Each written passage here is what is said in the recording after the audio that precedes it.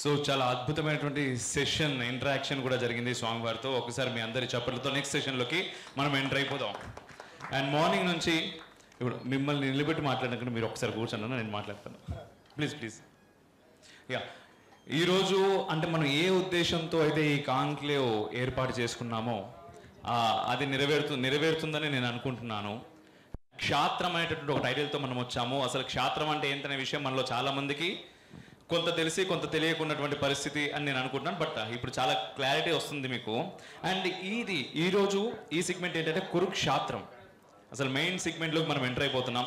And morning మనం స్వాతంత్రంతో start చేసాం. ఆ తర్వాత హిందుత్వం, ఆలయం, న్యాయం, భారతీయం అయిపోయింది ఇంతకుముందు స్వామివారితో. ఇప్పుడు కురుక్షాత్రంలోకి మనం ఎంటర్ అవుతున్నాం. కురుక్షాత్రంలో మనతో పాటు పార్టిసిపేట్ చేయడానికి ఈ సెషన్లో మైసూర్ అవధూత దత్తపీఠ ఆస్థాన్ విద్వాన్ and Hindu Dharmakshetram channel founder Shri Santosh Kumar Ghanapati గారు ఉన్నారు. అలాగే హిందూ జనశక్తి లలిత్ కుమార్ అన్న గురించి మీకు ప్రత్యేకంగా నేను చెప్పాల్సిన అవసరం లేదు. హిందూ జనశక్తి ఛానల్ కంటే కూడా అంటే మనం ఛానల్ కంటే కూడా గ్రౌండ్ లెవెల్లో ఇంతకుముందు స్వామివారు అన్నట్టుగా గ్రౌండ్ లెవెల్లో వారు చేస్తున్నటువంటి పని అసలు మన మాటల్లో వర్ణించలేము. సనాతన ధర్మం గురించి అహరహము వారు శ్రమిస్తూ ఉన్నారు. వీరిద్దరితో ఈరోజు నేను వేదిక పంచుకోవడం నిజంగా నాకు చాలా ఆనందంగా ఉంది. అన్నయ్య థ్యాంక్ యూ, సర్జీ థ్యాంక్ యూ. ప్లీజ్.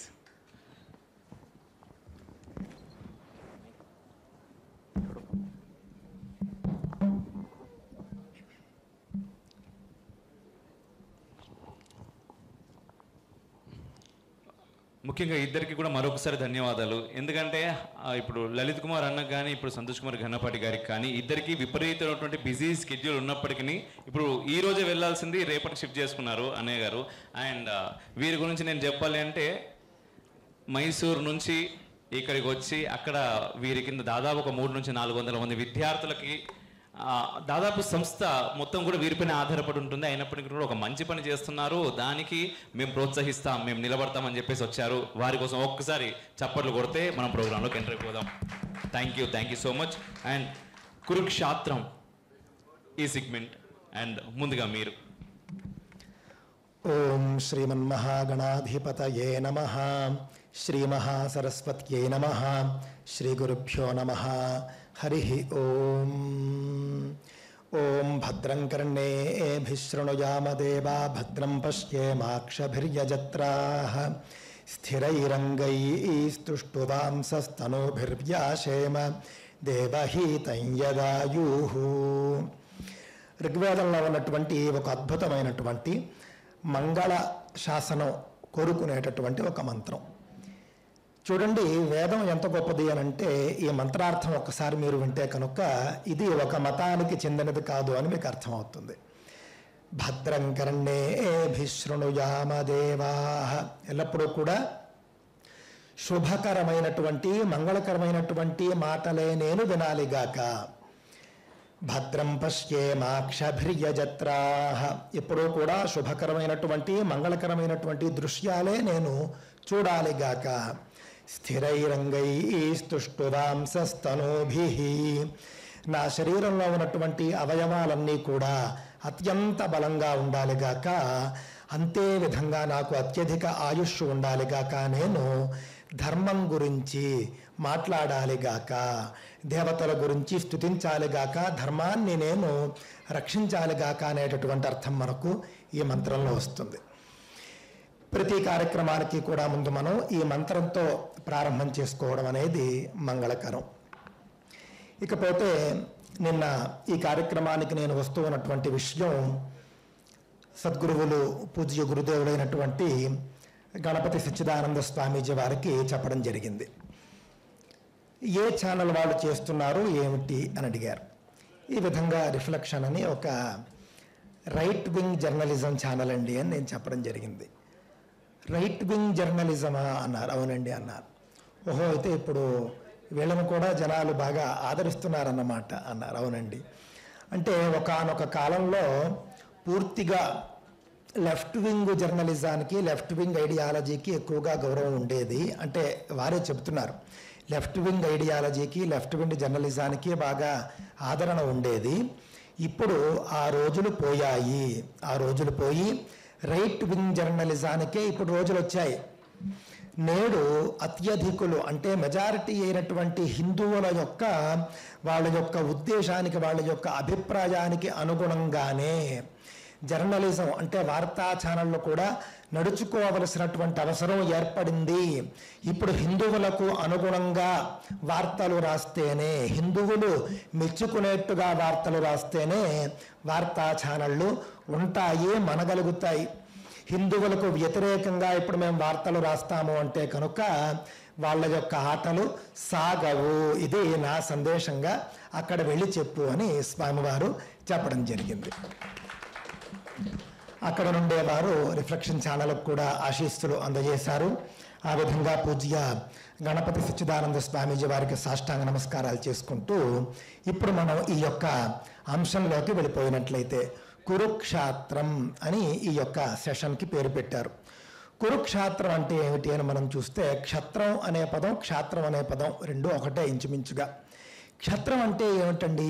మనం క్షేత్రాన్ని విడిచిపెట్టాము, లేకపోతే మనకి క్షేత్రం అనేది హిందువుల్లో లోపించింది అంటే సత్యమే. హిందువులకు భగవద్గీత మిగిలింది, క్షేత్రం పోయింది. భగవద్గీతను పూజిస్తున్నారు, క్షేత్రాన్ని మరిచిపోతూ వచ్చారు. అసలు క్షేత్రం అంటే ఏమిటి?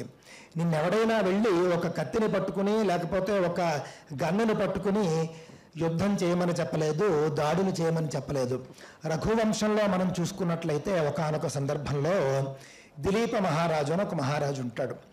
ఆయన అడవికి వేటాడడానికి వెళ్ళినప్పుడు ఒక సింహం చేతిలో ఒక ఆవు ఉంటుంది. అంటే ఒక సింహం ఆవుని చంపబోతూ ఉంటుంది, దానికి అదే ఆహారం కాబట్టి. సింహానికి బలహీనమైనటువంటి జంతువులు ఆహారం. ఆ విధంగా సాధు జంతువులు కూడా సింహానికి ఆహారమే. ఆవును సింహం ఆహారంగా తీసుకోబోతూ ఉన్నది.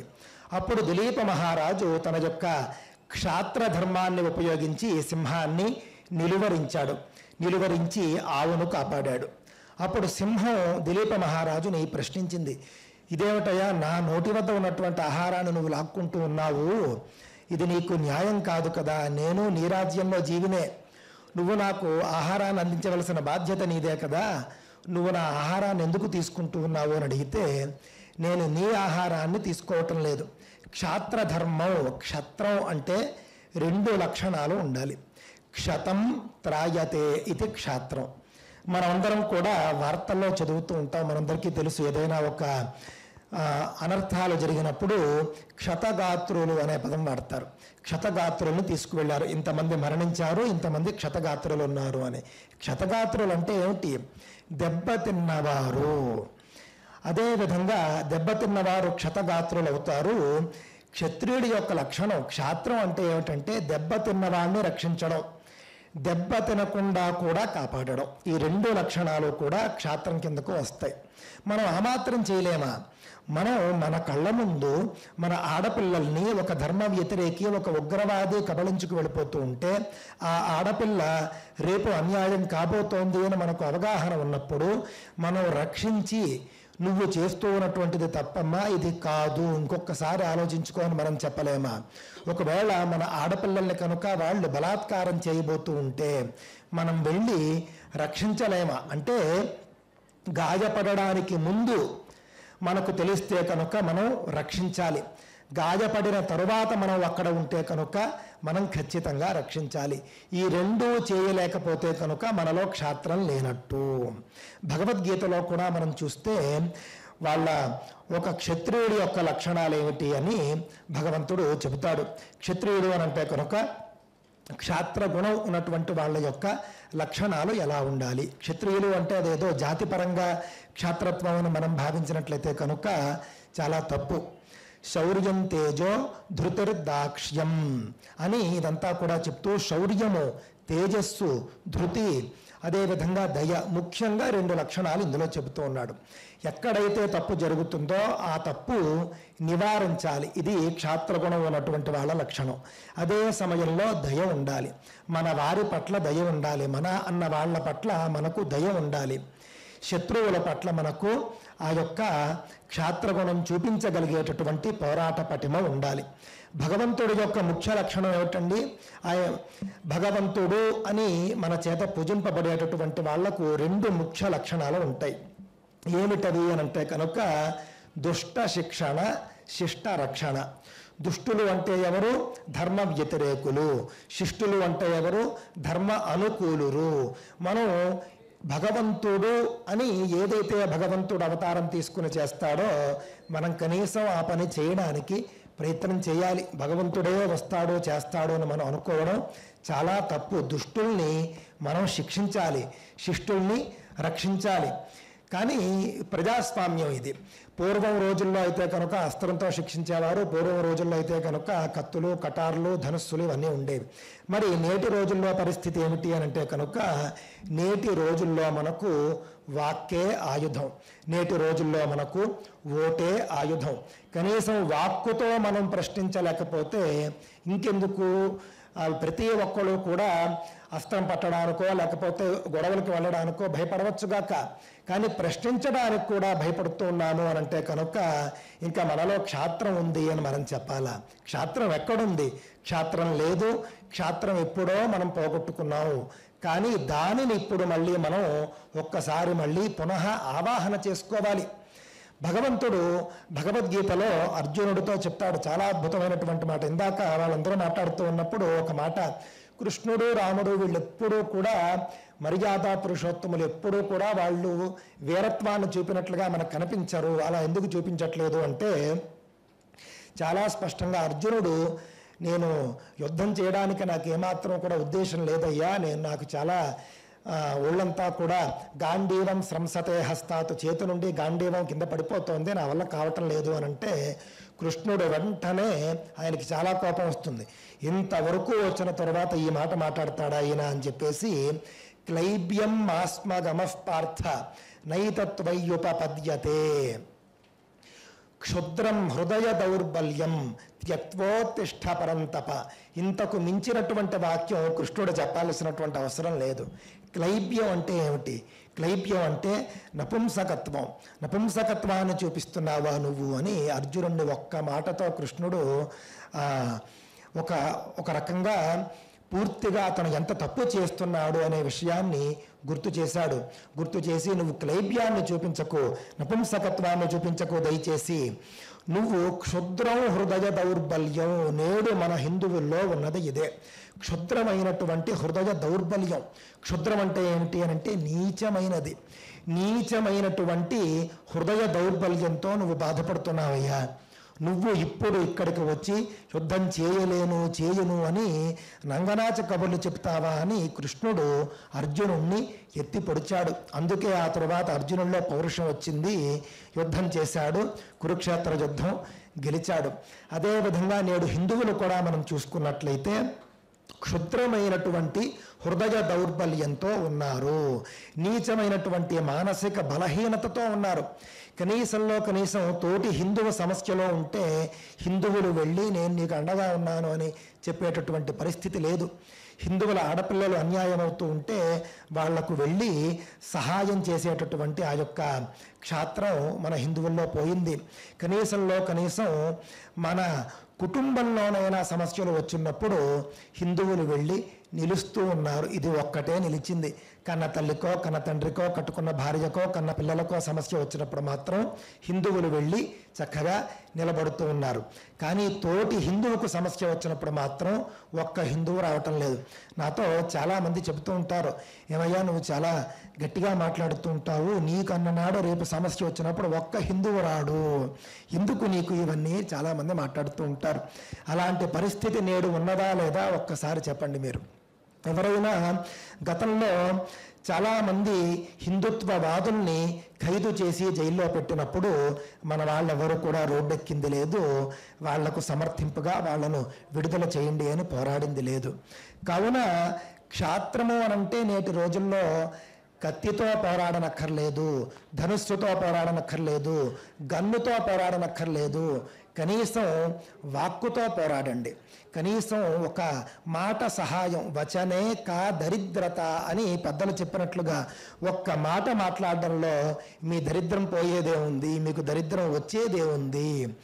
ఒక హిందూ ధర్మం గురించి పోరాడుతున్నటువంటి వాళ్లకు సహాయంగా ఒక మాట మాట్లాడండి. చేతనైతే వాళ్లకు తోడుగా వెళ్ళండి. ఇంకా చేతనైతే ఆర్థిక సహాయం చేయండి.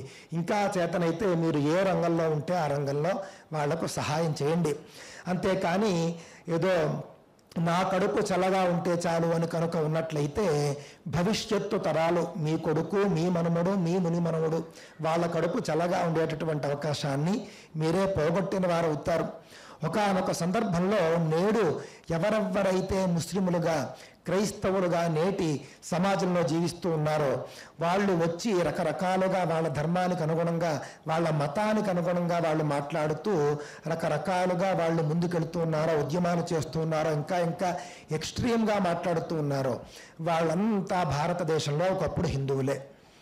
ఒకప్పుడు హిందువులుగా ఉన్నటువంటి వాళ్ళంతా కూడా బలవంతంగా మతం మార్చబడ్డారు. ఇళ్లలో ఉన్నటువంటి మగవాళ్లను చంపి ఆడవాళ్లను తీసుకుని వెళ్ళి బలవంతంగా పెళ్లిళ్ళు చేసుకున్నారు. చేసుకున్న తర్వాత వాళ్లకు పుట్టినటువంటి సంతానమే నేడు ఉన్నటువంటి ఆయా మతస్థులు. మన ఆడవాళ్లను వాళ్ళు తీసుకువెళ్ళకపోయి ఉంటే వాళ్ళ జాతి మన దేశంలో నేడు లేనే లేదు. వాళ్ళ జాతిని ఉద్ధరించింది కూడా మన ఆడవాళ్లే అనే విషయాన్ని దృష్టిలో పెట్టుకోండి. నాడు అంత కష్టపడి మన యొక్క ధర్మాన్ని రక్షించడానికి కృషి చేసి వాళ్ళ చేతిలో చనిపోయినటువంటి మగవారి భార్యలు, ఆడబిడ్డలు నేడు వాళ్ళ ఇళ్లల్లోనే ఉన్నారు. ఆ విషయం వాళ్లకు తెలియక, మా పూర్వీకులంతా కూడా హిందువులే అన్న విషయం వాళ్లకు తెలియక నేడు హిందువుల మీద వాళ్ళు వాగ్దాడి కావచ్చు, లేకపోతే ఇతర దాడులు కావచ్చు చేస్తూ ఉన్నారు. మేమే ఇక్కడ ప్రథమ పౌరులం, మీరు ద్వితీయ పౌరులు అని వాళ్ళు చెబుతూ ఉన్నారు. మనం కూడా చప్పట్లు కొట్టి మతాలన్నీ సమానమే, వాళ్ళందరూ సహోదరులే అని మనం అంటూ ఉన్నాం. సహోదరులే. మనతో గౌరవంగా ఉన్నంతకాలం అందరూ సహోదరులే. మనతో చక్కగా ఉన్నంతకాలం అందరూ సహోదరులే. ఎప్పుడైతే తేడా వస్తుందో అప్పుడు సహోదరులు ఎందుకు అవుతారు? మనం ఏం చేయాలో అది చేయవలసినటువంటి అవసరం ఉన్నది. దయచేసి క్షుద్రమైనటువంటి హృదయ దౌర్బల్యాన్ని హిందువులు కలిగి ఉండవద్దు. నీచమైనటువంటి మానసిక బలహీనతల్ని హిందువులు కలిగి ఉండవద్దు. దయచేసి మానసికంగానైనా బలంగా ఉండండి. బలంగా ఉండి తోటి హిందువులకు సపోర్టుగా వెళ్ళండి. తోటి హిందువుల సమస్యలు మీ సమస్యలుగా మీరు చూడండి. మీ రంగంలో మీరు ఉన్నత స్థితిలో ఉంటే కనుక ఆ రంగంలోనే వాళ్లకు చేతనైన సహాయం అందరూ కూడా చేయండి. కనీసం హిందువుగా చెప్పుకోవడానికి కూడా భయపడేటటువంటి రోజుల నుండి నేను హిందువును అని చెప్పుకోగలిగినటువంటి స్థితికి వచ్చాం. అభివృద్ధి లేకపోలేదు. నేను హిందువును అని ఇప్పుడు చెప్పుకుంటూ ఉన్నాం. కానీ అక్కడితో ఆగిపోకూడదు. నేను హిందువుని అని మనం చెప్పుకుంటే సరిపోదు, మన తోటి హిందువులు కూడా చెప్పుకోవాలి. ఒకానొక సందర్భంలో నాకు బాగా గుర్తు, నేను ముస్లింని అని వాళ్ళు చెప్పుకోగలిగేవారు, నేను క్రైస్తవుని అని వాళ్ళు చెప్పుకోగలిగేవారు. కానీ మన హిందువులు నేను హిందువుని అని చెప్పుకోలేకపోయినటువంటి దుస్థితిలో ఉండేవారు ఒకప్పుడు. కానీ ఇప్పుడు ఆ పరిస్థితి నుండి బయటపడ్డారు. నేను హిందువుని అని గర్వంగా చెప్పుకోగలుగుతూ ఉన్నారు. అందుకే మనం నేడు ఇక్కడ ఈ విధమైనటువంటి కాన్క్లేవ్ చేసుకోగలుగుతూ ఉన్నాం. మీరందరూ రాగలిగారు, మేము మాట్లాడగలుగుతూ ఉన్నాం. కావున అక్కడే ఆగిపోవద్దు.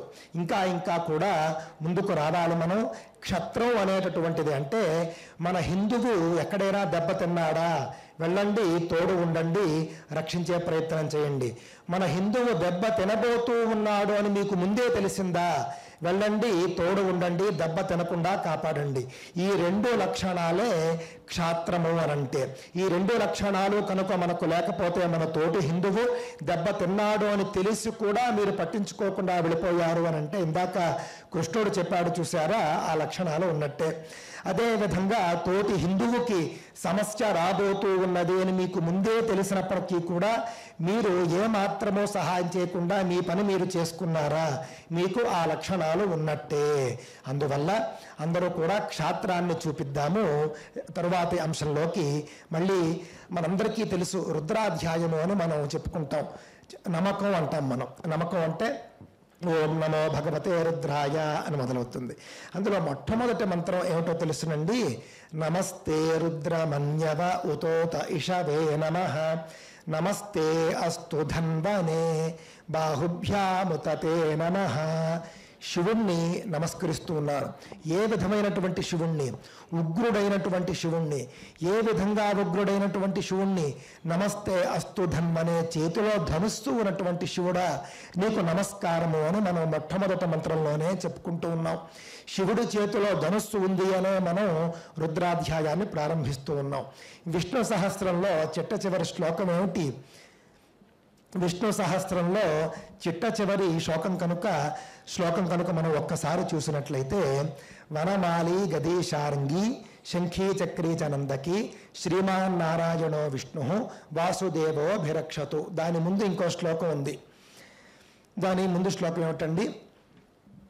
శారంగధన్వా గదాధర అని ఒక వాక్యం వస్తుంది. ఆ వాక్యంలో 2 నామాలు, శారంగధన్వా గదాధర. శారంగము అనే ధనుస్సును చేతిలో కలిగి ఉంటాడు మహావిష్ణువు. ఇంకో చేతిలో గద ఉంటుంది. శివుడైన ధనుస్సు మాత్రమే పట్టుకున్నాడు, ఈయన 2 పట్టుకున్నాడు. ఈ చేతిలో ధనుస్సు, ఈ చేతిలో గద. ఆ విధంగా ఇట్నుంచి వస్తే ఇటు వేసేస్తాడు, ఇట్నుంచి వస్తే ఇటు వేసేస్తాడు. ఆ విధంగా మన దేవుళ్ళు ఎప్పుడూ కూడా హృదయ దౌర్బల్యంతో లేరు. ఎక్కడ అధర్మం వస్తే అక్కడ వాళ్ళు అస్త్రాలను ఉపయోగిస్తూనే వచ్చారు. అదేవిధంగా మీరు అమ్మవారిని చూడండి. ఇంకా సరే శివుడి గురించి చెప్పుకున్నాము, అదేవిధంగా మహావిష్ణువు గురించి కూడా చెప్పుకున్నాం. ఈయనకి 2, ఆయనకు 4 చేతులు ఉంటాయి. అమ్మవారికి ఎన్ని చేతులు ఉంటాయి?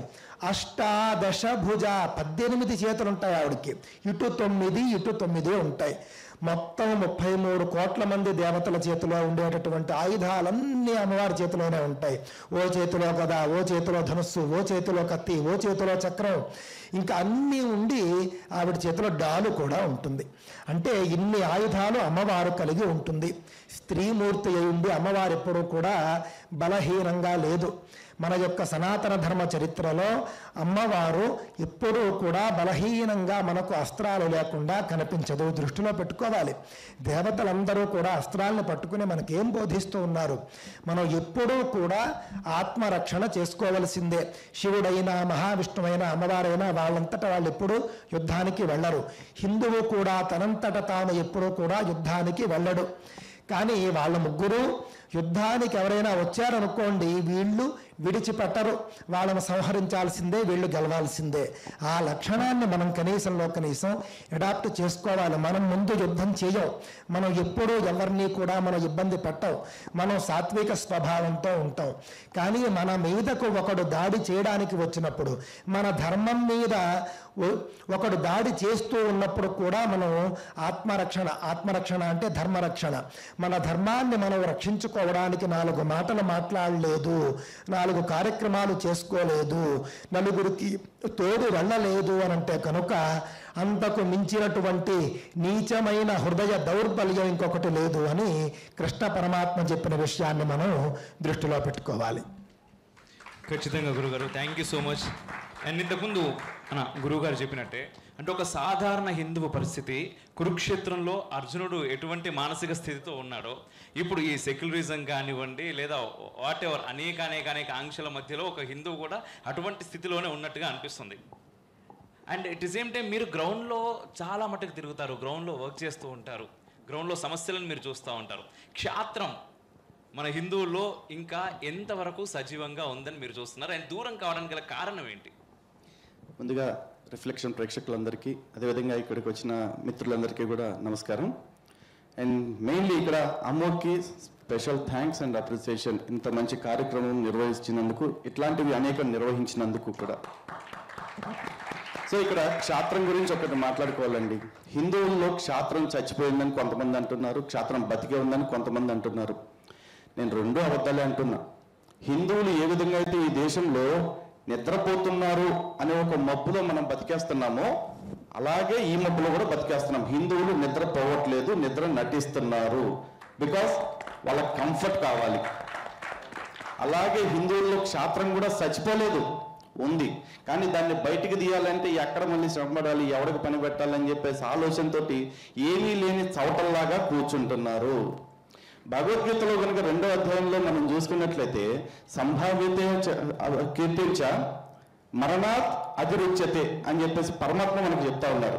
అంటే ఎవడైనా ఒకడికి మర్యాద కలిగినోడికి, ఇజ్జత్తు మానం అంటారు కదా, అది కలిగినోడికంట అది పోగొట్టుకోవటం మరణం కంటే దారుణమైన విషయం. సిగ్గు మానం పోగొట్టుకుని బతకటం కంటే చచ్చిపోవటం మేలురా బాబు అని పరమాత్మ మనకి స్ట్రైట్గా భగవద్గీతలో చెప్పారు. కానీ మనం ఏం చేస్తున్నాం? అన్నీ ఇడిసే బతుకుతున్నాం. ఎందుకు? ఈరోజు మనకి ఏదన్నా సిగ్గు మానం పౌరుషం వీటితో బతకాలంటే మనం వీధుల్లోకి రావాలి. మనం వీధుల్లోకి రావాలంటే మన పని పక్కన పెట్టాలి. మనకి బోల్డ్ పనులు ఉంటాయి. పొద్దున్నే ఒళ్ళు కడుక్కోవాలి, అది అయిన తర్వాత కుటుంబ పోషణ కోసం ఉద్యోగం చేయాలి, అది అయిపోయిన తర్వాత ప్యాకాటో లేకపోతే క్లబ్బో పబ్బో ఏదో ఒకటి కావాలి. మన సుఖాలు మన ఆలోచనలు ఏవి మనం పక్కన పెట్టలేం. కానీ మనకేం కావాలి? దేశ రక్షణ కావాలి, ధర్మరక్షణ కావాలి. కానీ ఇంకెవరో చెయ్యాలి, మనం చెయ్యం. ఇది ప్రస్తుతం మన దగ్గర మిగిలిన క్షాత్రం అన్నమాట. నిజానికి మరి పోయి శాంతం క్షాత్రం లేకుండా వీళ్ళందరూ పౌరుషం లేకుండా ఇట్టాగే బతుకుతున్నారంటే ఒక్కొక్కడికి పౌరుషం ఎట్లా ఉంటుందంటే పెళ్ళాన్ని పులిహార చేయమంటే సరిగ్గా చేయకపోతే ప్లేట్ని గాల్లోకి ఇసిరిగొట్టేంత పౌరుషం ఉంటుంది. మామూలు పౌరుషం కాదు. కానీ ఈ పౌరుషం రోడ్డు మీద ఎవడైనా మ్యాక్ గడ్డం వేసుకుని నెత్తిని టోపీ పెట్టుకుని బండితో గుద్దితేనో లేకపోతే ఏదన్నా గొడవ పెట్టుకుంటేనో వాడి దగ్గర మాత్రం క్యా హువా భయ్యా అంటాడు. మరి ఆడెట్ట భయ్యా అయ్యాడు? ఈడు అమ్మ ఆడి బాబు దగ్గరికి పోయిందా, ఆడి బాబు ఈడు అమ్మ దగ్గరికి వచ్చాడా? లేదు. కానీ ఆ క్షాత్రం ఎక్కడ చూపిస్తారంటే కొంపలో పెళ్ళాల దగ్గర. ఎందుకు? వాళ్ళు ఏం మాట్లాడరు కదా. మళ్ళీ ఇట్లాంటి క్షేత్రం ఇంకెవరి దగ్గర చూపిస్తారంటే పొరపాటున ఎప్పుడైనా గుడికి వెళ్తే జనరల్గా మనం గుడికి పోం, బయట నుంచి ఫ్లయింగ్ కిస్లు వేస్తాం దేవుడికి కూడా. పొరపాటున ఎప్పుడుకన్నా గుడికి పోతే ఆ గుడిలో మనకంటే క్యూ లైన్లో ముందున్నోడు లేదా మనకంటే వెనకున్నోడు ఒక్కరిని దాటుకుని ముందుకెళ్తుంటే యాడికి పోతున్నారా అని అడుగుతాం.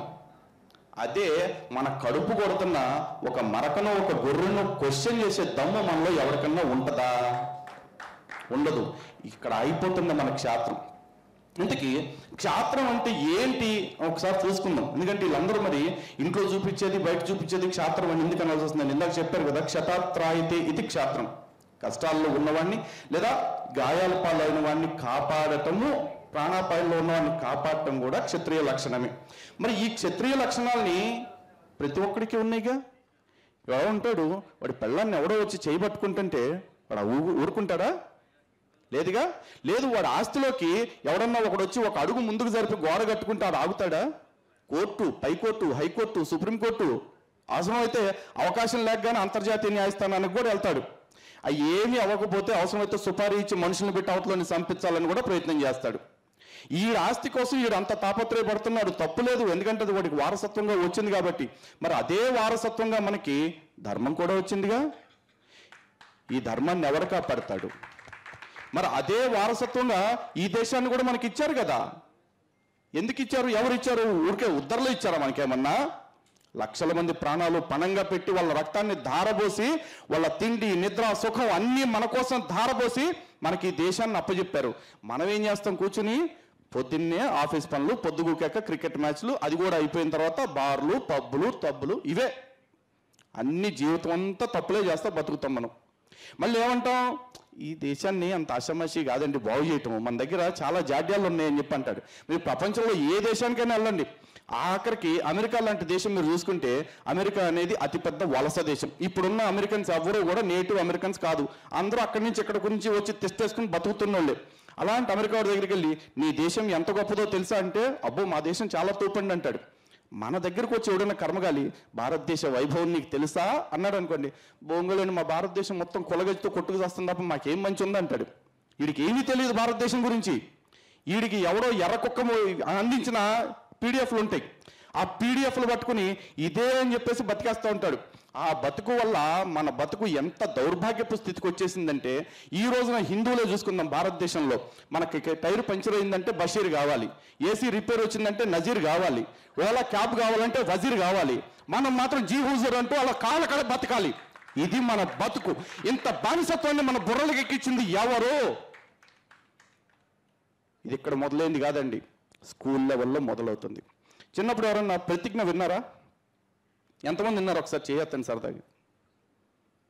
అంతే. ఆ ప్రతిజ్ఞ మొత్తం కూడా మనకి ఎట్లా ఉంటుందో తెలుసండి, చాలా కంఫర్టబుల్ జోన్లో బతకండ్రా బాబు, మీకు ఎంతకంటే జీవితం ఏం లేదని చెప్పేసి చెప్తారు. భారతదేశం నా మాతృభూమి, భారతీయులందరూ నా సహోదరులు, నేను నా దేశాన్ని ప్రేమిస్తున్నాను, సుసంపన్నమైన బహువిధమైన నా దేశ వారసత్వం పట్ల నేను గౌరవిస్తున్నాను, నేను అందరితో మర్యాదగా నడుచుకుంటాను, తల్లిదండ్రులను, గురువులను, ఉపాధ్యాయులను గౌరవిస్తాను. ఇదేనా?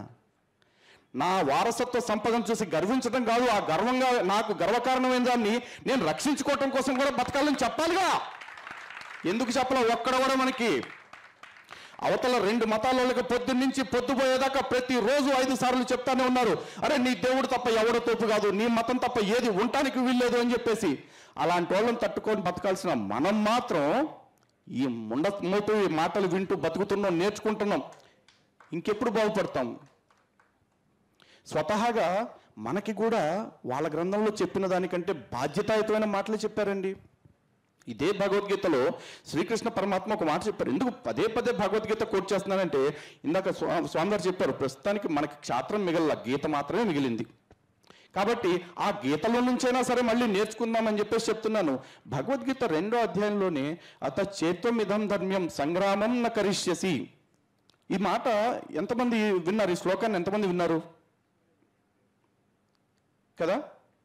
తత కీర్తించ స్వధర్మ తత కీర్తించ హిత్వా పాపం అవాప్యసి అని చెప్పేసి చెప్తున్నారు. అంటే నీకు ఈ ధర్మయుద్ధం ఏదైతే ఉందో అది నీ మీద ఖచ్చితంగా విధిగా విధించబడింది, కాబట్టి నువ్వు యుద్ధాన్ని చెయ్యి అర్జున అని చెప్పేసి చెప్పాడు ఆయనకి.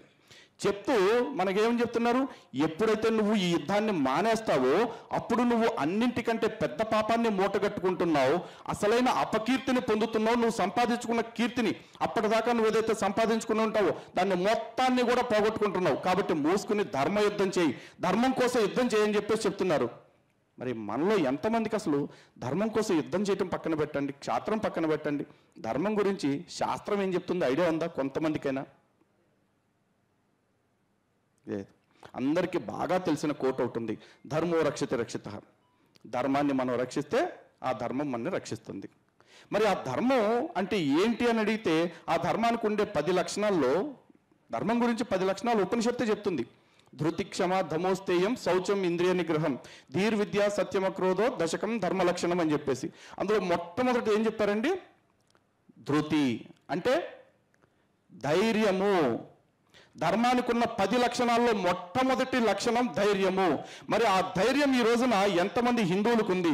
ఆ ధైర్యాన్ని ఎంతమంది హిందువులు తమ పిల్లలకి నేర్పిస్తున్నారు? మొదటగా ఎందుకంటే ఈరోజు ఒక రోడ్డు మీదకి ఒక టోపీ పెట్టుకుని వస్తాడు, ఆడిది కాని ఆస్తి, ఆడిది కాని దేశంలో వాడు కాళ్ళు రగరేసుకుని తిరుగుతున్నాడు. దేశం మొత్తానికి బండి మీద హెల్మెట్ పెట్టుకుని తిరగటం రూల్ అయితే ఆడు బొక్కల టోపీ పెట్టుకుని తిరుగుతాడు. ఆడిని అడిగేవాడు కూడా లేడు ఈ రోజున దేశంలో.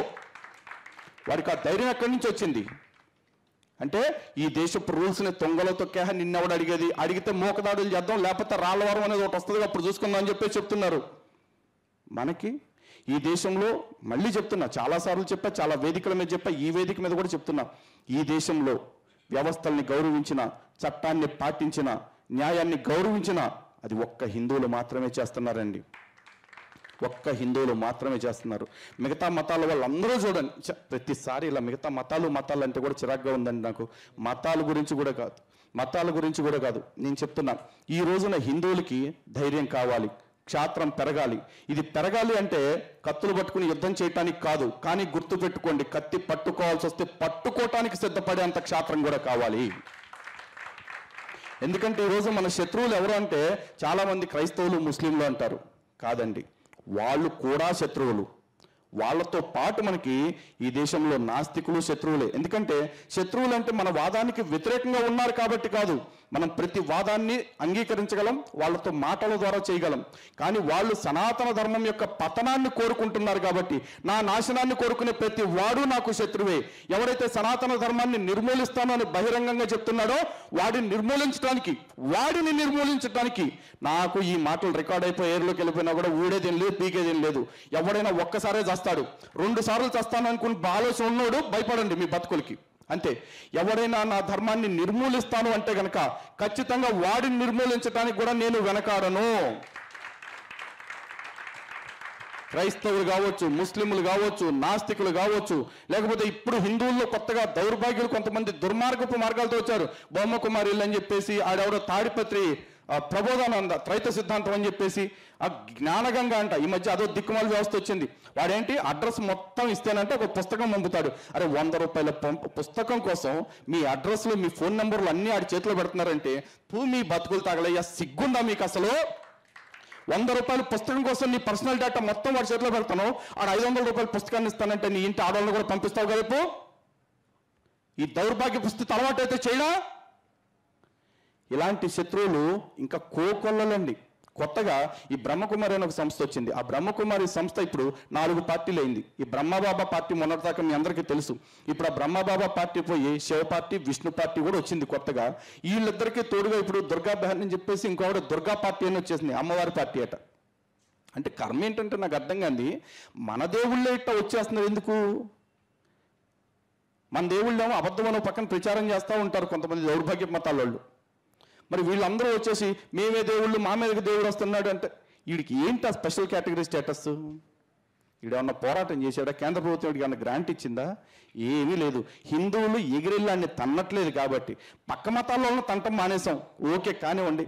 మన ధర్మంలో ఉంటూ మన ధర్మం ముసిగేసుకుంటూ మన ధర్మానికి చెడ్డ పేరు తెస్తున్న ధర్మ ద్రోహులను కూడా కొట్టకపోతే ఇంకెప్పుడు కాపాడుకుంటాం మన ధర్మాన్ని? నేనేం చేస్తున్నాను అని మీరు అడగొచ్చు.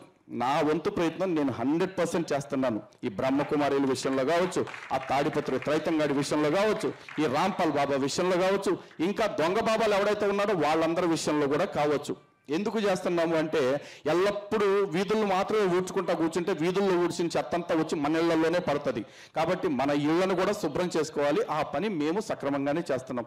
ఇందులో కావాల్సింది మీ అందరి భాగస్వామ్యం, మీరు కూడా చేయాలి. ప్రతి ఒక్కళ్ళు ఒక్కొక్క హీరోనే. ఇక్కడ ఇందాక సోదరు చెప్పారు, ప్రతి ఒక్కళ్ళు ఒక్కొక్క కత్తి పట్టని శివాజీ అని చెప్పేసి.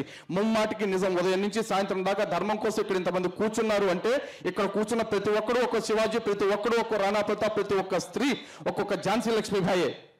కానీ యాక్షన్స్ ఎక్కువ కావాలి మనకి. ఇప్పుడు చెప్తున్నానండి, ధర్మం గురించి టాపిక్ వచ్చింది. ధర్మరక్షణ మనం అందరం చేస్తామని చెప్పేసి అంటున్నాం. ఈ ధర్మరక్షణలో ఫస్ట్ మనకు కావాల్సింది ఏంటండి? ప్రశ్నించటమేగా. ఈ ప్రశ్నించే క్రమంలోనే క్షాత్రం ఎంత ఇంపార్టెంటో శాస్త్రం కూడా అంతే ఇంపార్టెంట్గా, రెండూ కావాలిగా మనకి. ఉదాహరణకి నేను అంటే నా లైఫ్లో జరిగిన ఒక 2-3 ఇన్సిడెంట్స్ చెప్పొచ్చు, టైం ఉంది? ఒకసారి ఒక పోరంబోక్ గారు కూర్చున్నాడు, వాడు ఒక నాస్తికుడు. ఆడొచ్చేసి మాట్లాడుతూ ఏమంటాడంటే, ఏమయ్యా మీరన్నీ మీ సంస్కృతంలో అర్థం కాకుండా రాసుకున్నారు, అసలు ఆ సంస్కృతం అనే భాష అర్థం లేని భాష, దానికి లిపి లేదు మొన్నటిదాకా అని చెప్పేసి అన్నాడు. ఆ గాడిదకి ఎన్ని రకాలుగా చెప్తే అర్థమవుతుంది? ఏ భాషకైనా కూడా లిపి కాదురా ఇంపార్టెంటు, భాషకి ఎప్పుడు శబ్దమే ఇంపార్టెంటు. ఎందుకంటే ఏ భాష పుట్టినా మొదట శబ్దరూపకంగానే వస్తుంది. ఆ తర్వాత మనం కమ్యూనికేట్ చేసుకోవడానికి లేకపోతే డేటా ట్రాన్స్ఫర్ చేసుకోవడానికి మన అవసరం కోసం భాషను లిపిని సృష్టించుకుంటూ ఉంటాం. అలా చెప్పిన సన్నాసి పోనీ ఆ భాషకు దూరంగా ఉంటాడా? లేదు. ఆడి పేరు నరేష్, అది సంస్కృతం పేరు. ఆడు పెట్టుకున్న సంస్థ పేరు భారత నాస్తిక సమాజం. అందులో భారత అంటే సంస్కృత పదం, నాస్తిక అంటే సంస్కృత పదం. వాటిని దేన్ని వదలలేడాడు. చివరికి భారత కమ్యూనిస్ట్ పార్టీ, భారత మార్క్సిస్ట్ పార్టీ అని పెట్టుకున్న వాళ్ళు కూడా అందులో భారత అనే పదాన్ని వదిలిపెట్టలేరు. వాళ్ళు అందరికీ ఆ సంస్కృతమే కావాలి. కానీ వాడు వీధుల్లోకి వచ్చి సంస్కృతానికి లిపిలేదు తెలుసా అంటే మన వాళ్ళు ఫోన్ చేసి అన్నా ఇట్లా అంటున్నాడు నిజమేనా? ఊరు అయితే అవుద్ది నిజమైతే. ఇప్పుడు మనకు ప్రాబ్లము లిపి కాదుగా, భాష. ఆ భాషలో చెప్పిన కంటెంట్, ఆ వేదంలో చెప్పిన దానిలో ఎక్కడైనా సరే ఇగో ఆడి పెళ్ళాన్ని ఎత్తురా, ఈడి పెళ్ళాన్ని ఎత్తురా, ఆడి గుడిని కూల్చే, ఈడి కొంపను కూల్చే అని చెప్తే వేదం మంచిది కాదండి అని చెప్పేసి అనొచ్చు. కానీ వేదం మొత్తం గురించి ఇందాకే గురువు గారు చెప్పారు కదా, భద్రం కర్ణే విష్ణునియామ దేవాహ భద్రం పశ్య మాక్షి విహిజత్ర అని చెప్పేసి. అంటే మా కళ్ళు ఎప్పుడు మంచి చూడాలి, మా చెవులు ఎప్పుడు మంచి వినాలి, ఇదే కదా వేదం చెప్పింది. అది తినటానికి నీకు రోగం ఏంటి? ఏం లేదు. అలాగే ఇంకొకడు ఉన్నాడు, మొన్న ఒక టోపీ పెట్టుకుని వస్తూ ఉంటాడు, సిరాజ్ అని మీ అందరూ చూసే ఉంటారు. ఆడు అసలు నేను సిరాజ్ గారు అంటే ఒక కౌంటర్ వీడియో చేస్తే అతను లలిత్ కుమార్ నువ్వు అన్నాడు. సరే నువ్వు అన్న తర్వాత నేను ఇంకా నెక్స్ట్ లెవెల్కి వెళ్తాను కాబట్టి రారా పోరాదాకి వెళ్ళిపోయిన తర్వాత నాకు బావ కాదు బామ్మది కాదు నాకేంటి ఏది కాదు అసలు అన్నప్పుడు మాట్లాడారు. అయిపోయిన తర్వాత ఇంకో వీడియో పెట్టి ఇదిగో లలిత్ కుమార్ సంస్కారవంతంగా మాట్లాడట్లేదు నువ్వు, కాబట్టి నేను నీతో డిబేట్ చెయ్యను అని చెప్పేసి అన్నాడు. ఓకే, నేను సంస్కారవంతంగా ఎందుకు మాట్లాడాలి అంటానికి ఏదైనా ఆధారం చూపిస్తాడేమని చూస్తే ఖురాన్లో 2వ అధ్యాయంలో ఎన్నో ఆయత్తులో ఇట్లా ఉంది, సంస్కారవంతంగా మాట్లాడమని మా అల్లా చెప్తున్నాడు, నువ్వు అలా మాట్లాడిన రోజునే నీతో చర్చ చేస్తా అన్నాడు. నా కర్మ ఏంటంటే నేనే ఉన్న దొరకనా? కాదు కదా, ఖురాన్ నీది, నువ్వు పాటించు, నువ్వు సంస్కారవంతంగా మాట్లాడు. నాకు నా శ్రీకృష్ణ పరమాత్మ ఏం చెప్పారు? యస్మిన్ యథావర్తతే యో మనుష్యాః తస్మిన్ తథావర్తితవ్యం సధర్మః. ఎవడు నీతో ఎలా నడుచుకుంటాడో నువ్వు వాడితో అలాగే నడుచుకో. నువ్వు తమ్ముడు అంటే నేను అన్న అంటా, నువ్వు ఎర అంటే నేను ఎర బోక అంటా. నేను నా పరమాత్మ మాటల్ని పాటించేవాడిని. ఇలాంటి క్షేత్రం ప్రతి ఒక్కళ్ళలోనూ పెరగాలి. ఈ క్షేత్రం అంటే యుద్ధం చేయాల్సిన రోజున యుద్ధం చేసుకున్నప్పుడు చూద్దాం, ఆ రోజు యుద్ధంలో పోతామా ఉంటామా తర్వాత కదా. కానీ యుద్ధానికైతే సిద్ధంగా ఉందాం. కానీ దానికంటే ముందు మాట్లాడటానికి సిద్ధపడదాం. ఎందుకంటే చాలామంది అంటూ ఉంటారు, అన్న మాకు కూడా మీలాగా మాట్లాడాలని ఉంది కానీ భయం వేస్తుందన్న, ఏదన్నా సమస్య వస్తుందేమోనని చెప్పి ఆలోచిస్తున్నాం అని చెప్పి అన్నారు. నేను 100% చెప్తున్నా, మాట్లాడండి, ఏ సమస్య రాదు. మాట్లాడకపోతేనే సమస్యలు వస్తాయి, మాట్లాడకపోవటం వల్లే సమస్యలు వస్తాయి. అంటే ఇక్కడ 100 మంది ఉన్నారనుకోండి, ఒక్కడు మాట్లాడితే సమస్య, 10 మంది మాట్లాడితే సమస్య. ఎందుకంటే మాట్లాడని వాళ్ళు 90 మంది ఉన్నారు కాబట్టి. 20 మంది మాట్లాడితే సమస్య, అప్పటికీ కూడా మాట్లాడని వాళ్ళు 80 మంది ఉన్నారు. 100కి 60 మంది మాట్లాడితే దాదాపుగా సమస్య కాకపోవచ్చు. 70 మంది, 80 మంది, 90 మంది కలిసి ఒకే మాట మాట్లాడితే సమస్య అవుతుందా అండి? 100కి 100 మంది మాట్లాడితే సమస్య అవుతుందా? ఇందాక చెప్పినట్లుగా సుప్రీంకోర్టు జల్లికట్టు తీర్పు వెనక్కి తీసుకుంటుంది. 100కి 100 మంది మాట్లాడితే ఎలా ఉంటుంది, ఐక్యత ఉంటే ఎలా ఉంటుంది. ఇందాక లిపి గురించి మాట్లాడారు, అందులో ఒక మాట మీకు చెప్దాం అనుకుంటూ ఉన్నాను. మనం చిన్నప్పుడు అందరూ కూడా ఇంటి నుండి తల్లో తండ్రో నాన్న పలానా ఒక కొట్టుకు వెళ్ళి పాలు పెరుగు మొదలైనటువంటి సామగ్రి తీసుకునిరా అని వాళ్ళు చెప్తారు. చెప్పినప్పుడు మనం ఏం చేస్తాము, కాస్త బుద్ధి బాగున్నవాడు అనుకోండి, అమ్మ చెప్పినటువంటి ఆ 3-4 అంశాలు గుర్తు పెట్టుకుని వెళ్ళి తెచ్చేస్తాడు. బుద్ధి కాస్త తక్కువగా ఉన్నాడు అనుకోండి, అప్పుడు అమ్మ చెప్పినటువంటిది ఒక పత్రం మీద రాసుకుని వెళ్ళి తీసుకుని వస్తాడు. నిజానికి రాత అనేది ఎవరికి అవసరమైంది? బుద్ధి తక్కువ వాడికి అవసరమైంది. బుద్ధి ఉన్నవాడికి లిపి అవసరం లేదు. మన సనాతన భారతదేశంలో కూడా మనకు లిపి అవసరం లేదు అనంటే మన వాళ్ళ ఐక్యూ చాలా గొప్పది. ఐక్యూ గొప్పది కాబట్టి మనకి లిపి అవసరం లేదు. నువ్వు ఒక 100 మంత్రాలు చెప్తే 100 మంత్రాలు 10 రోజుల పాటు నీ దగ్గర నేను నేర్చుకుని కంఠస్థం చేసి నేను నీకు అప్పచెప్పేస్తాను. పుస్తకం ఎందుకు, పేపర్ ఎందుకు? ఆ సత్తా లేని వాళ్ళు ఉంటారు చూసారా, ఎన్నిసార్లు చెప్పినా కూడా బుర్రకెక్కని మొద్దులు ఉంటారు. అలాంటి మొద్దులకు కాగితం మీద రాసి ఇవ్వాలి. లిపి అలా మొదలైంది. లిపి మొదలవ్వడానికి మొట్టమొదటి కారణం అది.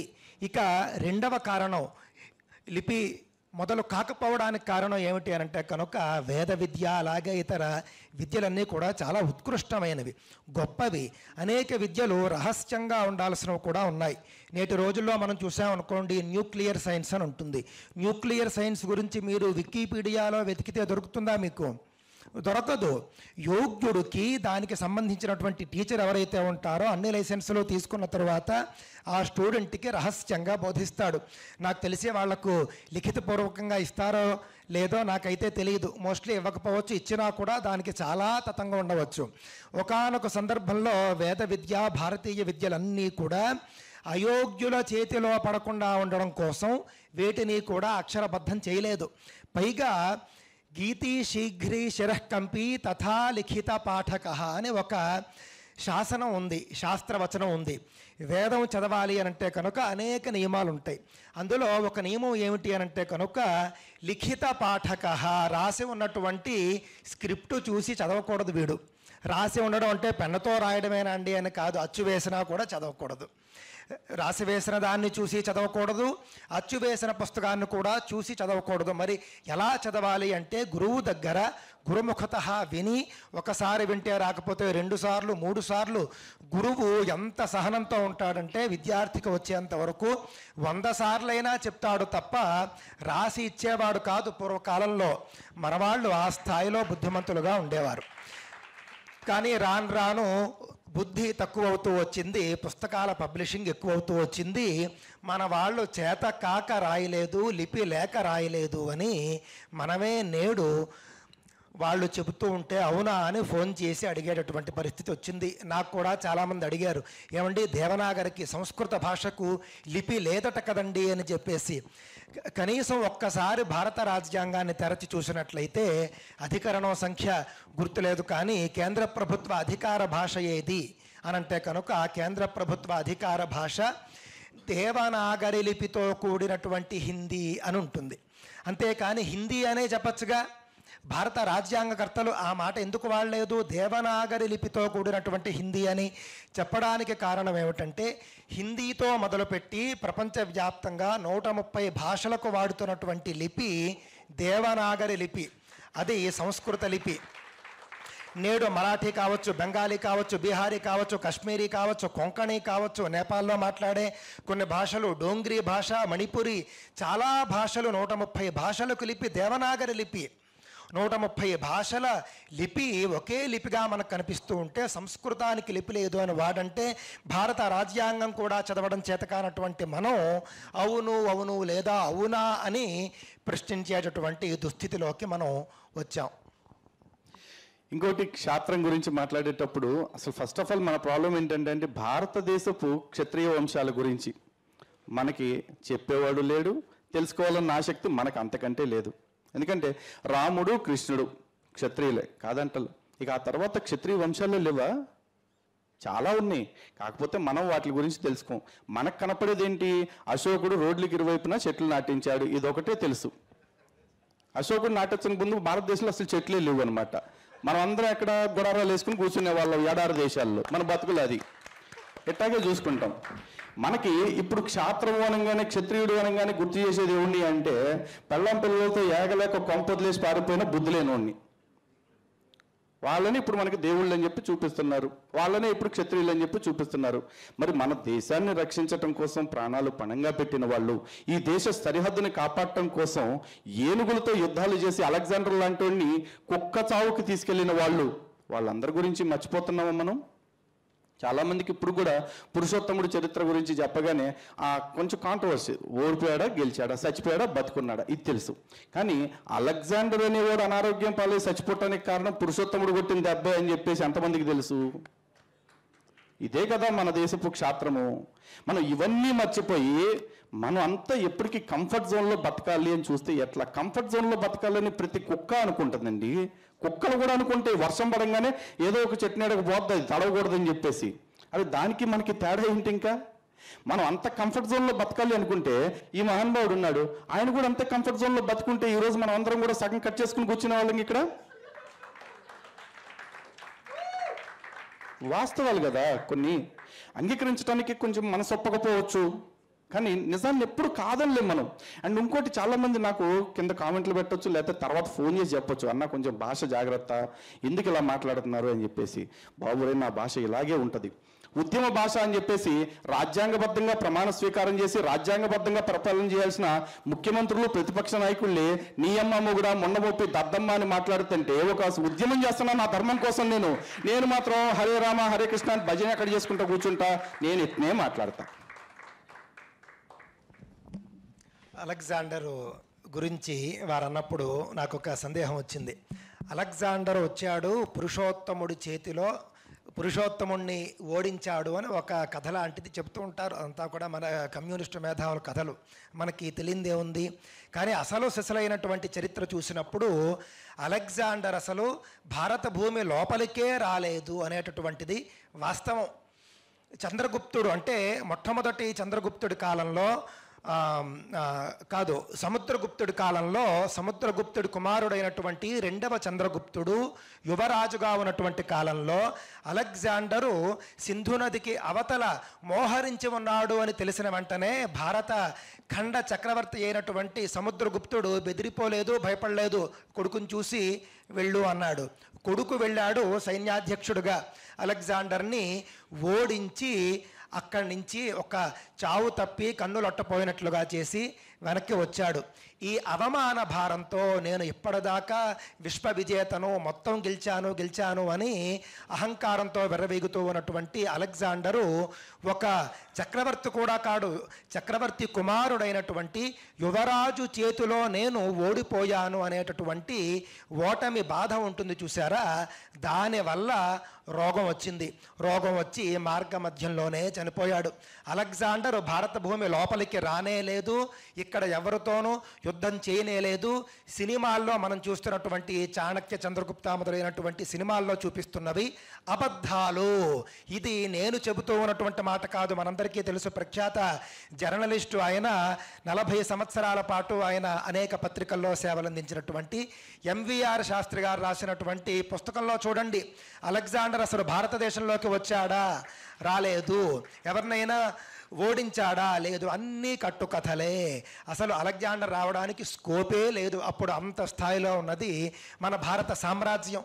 కాకపోతే అన్ని చోట కూడా అదే బోధిస్తూ ఉన్నప్పుడు ఏదో బ్రాహ్మణుడు మేకలు కథలుంటాయి. ఒక మేకని మోసుకుంటూ వెళుతుంటే కుక్క కుక్క అని చెప్పేసి 10 మంది అనేసరికి కుక్కే అని మేకని వదిలిపెట్టి వెళ్ళిపోతాడు. ఆ విధంగా 10 మంది కలిసి ముక్త కంఠంతో అబద్ధం ఆడితే అదే నిజం అని అందరూ కూడా అనుకునేటటువంటి దుస్థితిలో ఉన్నాం. అలెగ్జాండర్ కంటే కూడా బలవంతమైనటువంటి మహారాణి ఒక ఆవిడ ఉండేది ఈజిప్ట్లో, గ్రీకులో. ఆవిడ పేరు సమరీమస్సు అని ఆమె మహారాణి. నాటి రోజుల్లోనే 4 లక్షల మంది సైన్యంతో భరతఖండాన్ని జయించాలి అని వచ్చింది సమరీమస్సు మహారాణి. అలెగ్జాండర్ కంటే 4 తరాలకు పూర్వం ఆవిడ వచ్చి ఆవిడ భారతదేశ రాజులతో యుద్ధం చేసింది. చేసిన తరువాత అవలీలగా మన వాళ్ళు ఆవిడ్ని ఓడించారు. మహిళ కాబట్టి యుద్ధంలో చంపకుండా పంపించేశారు. ఆవిడ చావు తప్పి కన్నులొట్టపోయి ఆ బాధతో ఆవిడ బాధపడుతూ వెళ్ళింది. అక్కడ కన్ను మూసింది. వాళ్ళ చరిత్ర అంతా కూడా అదే. కానీ అలెగ్జాండర్తో వచ్చినటువంటి భజంత్రిగాళ్ళంతా కూడా లేదు లేదు అలెగ్జాండర్ అంత చేశాడు ఇంత చేశాడు అని చెప్పేసి రాసేస్తే వాళ్ళు రాసినటువంటి దాన్ని మనం నిజాలనుకుని ఇప్పటికీ కూడా చెప్పుకుంటూ ఉన్నాం. ప్రపంచంలో ఏ దేశంలోనూ లేనటువంటి దౌర్భాగ్యం ఇక్కడ ఉంది అని నేను ఇప్పుడు చెబుతూ ఉన్నాను. వేరే దేశం వాడు వచ్చి మీ రాజు మా రాజు చేతిలో ఓడిపోయాడు అని అంటే మన దేశం వాళ్ళు లేదు, మన రాజు వాళ్ళ రాజు చేతిలో ఓడిపోలేదు అని చెప్పినప్పుడు చీచీ లేదు, గ్రీకు వాడు చెప్పాడు వాళ్ళ రాజు చేతిలోనే మన రాజు ఓడిపోయాడు అని మనలో మనమే చెప్పుకుని ఆత్మన్యూనతకి వెళ్ళిపోతూ ఉన్నటువంటి దుస్థితి ఇంతవరకు ఉంది. ఇక మీదట ఉండదు అని నేను తప్పకుండా నమ్ముతూ ఉన్నాను. కనీసంలో కనీసం మనం పోరాడకపోయినా సనాతన ధర్మ రక్షణ కోసం మనం వీధుల్లోకి వచ్చి ఉద్యమాలు చేయకపోయినా ఉద్యమాలు చేసేటటువంటి వాళ్ళకి సహకరిద్దాం, వాళ్లకు మనం సహాయం చేద్దాం. మన నరేంద్ర మోడీ లాంటి ప్రియతమ ప్రధాన మంత్రి గారు గత 10 సంవత్సరాలుగా సనాతన ధర్మ పరిరక్షణకు ఆయన ఎన్నో కార్యక్రమాలు చేస్తూ ఉంటే కనీసం మనం 40 డిగ్రీల ఎండ అని చెప్పేసి ఏసీ రూమ్లో కూర్చుని వెళ్ళి ఓటు వేసి ఆయన్ని గెలిపించలేకపోతే, ఇంకా మనం అది కూడా చేయలేకపోతే మనలో ఇంకా క్షాత్రం ఎప్పటికీ రాదు అని చెప్పక తప్పదు. అంటే ఎప్పటికీ మేల్కొనం. ఎవడైనా పడుకునేవాడిని నిద్ర లేపుతాడు కానీ పడుకున్నట్లు నటించేవాడిని ఎవ్వడు నిద్ర లేపగలడు అని పెద్దవాళ్ళు చెప్తూ ఉన్నట్లుగా నేటి హిందువుల పరిస్థితి ఆ విధంగా ఎల్లప్పటికీ ఉండిపోకూడదు. తప్పక ఆయన చేసినటువంటి గొప్ప కార్యాలన్నీ కూడా ఒక్కసారి స్మరించుకోండి. స్మరించుకుని 10 ఏళ్ల క్రితం మనం హిందువుగా చెప్పుకోగలిగామా? ఎవరైనా నేను హిందువుని అని చెప్పుకోగలిగినటువంటి సందర్భం ఉందా? లేదు. కానీ 10 ఏళ్ల తర్వాత మనం ఇంత ధైర్యంగా మనం మాట్లాడగలుగుతూ ఉన్నాము అని అంటే దానికి ఆయనే కారణం. నాకు పార్టీలతో సంబంధం లేదు, మోదీతోనే సంబంధం. మోదీకి ఓటేద్దాం, మోదీని కూర్చోపెడదాం. సనాతన ధర్మాన్ని రానున్న 150 ఏళ్లకు 1000 ఏళ్లకు మనం తీసుకుని వెళదాం. ఎలా అనిపించింది? ఎంతసేపు చెప్పినా వినాలనిపిస్తుంది. వినాలనిపించడం కాదు, మనకు చేయాలనిపించాలి, పాటించాలనిపించాలి. మన కర్మ దానికి అనుగుణంగా మార్చుకునేలా మిగిలిన వాళ్ళు కూడా మనం చేయాలి. ప్లీజ్ చెప్పచ్చు. యాక్చువల్లీ క్షాత్రం గురించి చెప్పేటప్పుడు పురాణాల గురించి కూడా ఒకసారి చెప్పాలి. చాలా మందికి ఏంటంటే పురాణ కథలు చూసుకుని ఈ పురాణ కథలు ఏంటి అట్లా ఉంది అంటే, ఇప్పుడు మనకి క్రైస్తవులు ముస్లింలు చెప్తున్న పురాణాలన్నీ అంటే పురాణాల నిండా ఏముందంటే రంకు బుంకే అని చెప్పేసి అనుకుంటాం. కాదండి, అంతర్లీనంగా ఉన్న సందేశం ఒకటి ఉంటుంది. ఆ సందేశాన్ని మనం విడిచిపెట్టేస్తా ఉన్నాం. ఈ క్షాత్రం టాపిక్ వచ్చింది కాబట్టి భారతదేశపు స్వతంత్రోద్యమానికి స్ఫూర్తి, మన బ్రతుకుకి భవిష్యత్తుకి మనకు ఒక దీప్తి ఏంటి అంటే పురాణమే. ఎందుకంటే ఒక పురాణంలో మీరు చూసుకుంటే గరుత్మంతుడి స్టోరీ ఉంటుంది. ఎంతమందికి తెలుసండి? గరుత్మంతుడికి తల్లి పెనతల్లి ఇద్దరు ఉంటారు, వినత కద్రువ అని చెప్పేసి. ఆ వినతని కద్రువ ఏదో కారణం చేత ఆవిడ బానిసను చేసుకుంటుంది, 1000 ఏళ్ళు బానిసత్వం చేయాలని చెప్పేసి. ఆ తర్వాత నా తల్లిని బానిసత్వం నుంచి విడిపించాలి ఎలా అని చెప్పేసి గరుత్మంతుడు కద్రువని అడిగితే ఆవిడ కండిషన్ పెడుతుంది, దేవలోకంలో అమృత భాండం ఉంటుంది, అమృతాన్ని నాకు తెచ్చిపెట్టు, నాకు అమృతాన్ని తెచ్చి పెడితే నిన్ను నీ తల్లిని బానిసత్వం నుంచి విడిచిపెట్టేస్తానంటది. ఆ గరుత్మంతుడు దేవలోకానికి వెళ్తారు. సరే, ఏదో ఒక పద్ధతిలో ఆయన అమృత భాండాన్ని తీసుకుని వచ్చి వాళ్ళ పినతల్లి చేతికిచ్చి తన తల్లిని బానిసత్వం నుంచి విడిపించుకుంటారు. ఈ స్టోరీలో మనకేం అర్థమవుతుంది? మామూలుగా కథ మాత్రం అర్థమైంది. అదే అతి తెలివి ఎర్ర కుక్కలకి ఏమర్థమవుతుంది? ఏడైనా పక్షులు పావులు మాట్లాడుకుంటాయా, అసలు ఎక్కడైనా దేవలోకానికి వెళ్తానికి కుదురుద్దా, ఈడికన్నా విమానం ఉందా అని అడుగుతారు. మరి కుక్కల్లారా వినండి, అక్కడ కథలో తీసుకోవాల్సింది మన స్వతంత్రోద్యమం కాలంలో తీసుకున్నది ఏంటంటే, మనం అమృతం తాగి 1000 ఏళ్ళు బతకటం కంటే మనము మన తల్లి బానిసత్వంలో లేకుండా బయటికి రావటం అన్నిటికంటే ఇంపార్టెంట్. మన తల్లిని బానిసత్వం నుంచి బయటకు తేవటం కోసం మనం ఎంత యుద్ధమైనా చేయొచ్చు, ఆఖరికి అమృతం సాధించవచ్చు, అమరత్వాన్ని పొందొచ్చు. కానీ బానిస బతుకుతూ అమరత్వం పొందే కంటే కూడా స్వతంత్రంగా బతుకుతూ చచ్చిపోయినా పర్లేదు అనుకున్నాడు. ఎంత గొప్ప సందేశం మన పురాణంలో ఉంది కదా. ఇతిహాసంలో కూడా చూసుకుంటే మహాభారతంలో పంచపాండవులందరూ బానిసత్వంలోకి వెళ్ళిపోయారు, రాజ్యాలు పోయినాయి, అన్నీ పోయినాయి. ద్రౌపదిని వరం కోరుకోమ్మా అంటే, నా భర్తల్ని బానిసత్వం నుంచి విడిపించండి చాలు అని చెప్పి అడుగుంది, కానీ నా రాజ్యం నాకు ఇప్పించండి, మొత్తం నేను రోజు 7 వారాలు నగలేసుకుని తిరగడానికి అవకాశం ఇవ్వండి అని అడగలా. ఆత్మగౌరవంతో బతకాలని మాత్రమే కోరుకున్నారు. ఎక్కడికక్కడ ఇవే కథలు మనం వింటున్నాం. కానీ ఈ కథల్ని మనకి ఎలా ఎవరో చెప్పడు. మనకేం చెప్తాడు? గరుడ పురాణం చదివితే మీ పెద్దోళ్ళందరూ పైలోకాల్లో స్వర్గానికి వెళ్తారు, విరాటపురం చదివితే వర్షాలు పడితే, సుందరకాండ చదివితే పెళ్లిళ్ళు అవుతాయి. మరి పని పట్ట లేకుండా కూర్చున్నారు ఆంజనేయ స్వామిని సీతారాములు అందరూ కూడా. పురాణాన్ని ఎలా చెప్పాలో అలా చెప్పండి, నేటి కాలానికి అన్వయం చేయండి, మన వాళ్ళకి ఆ పౌరాణిక కథల ఆధారంగా మార్గదర్శనం చేయండి. ఇలా బ్రతకాలి, ఇలా బ్రతకకూడదని చెప్పటానికే పురాణము. కానీ ఆ పురాణం మొత్తాన్ని కూడా ఒక ఛాందసం కింద మార్చేస్తున్నారు.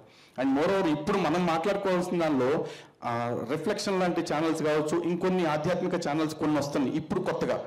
ఇటువంటి ఛానల్స్ ఉన్న అతిపెద్ద బాధ్యత ఏంటంటే, సనాతన ధర్మాన్ని కొన్ని భక్తి ఛానల్స్ నుంచి కాపాడుకోవాలి. నేను చెప్పింది మీకు అర్థమైంది కదా. సనాతన ధర్మాన్ని కొన్ని భక్తి ఛానల్స్ నుంచి కాపాడుకోవాలి.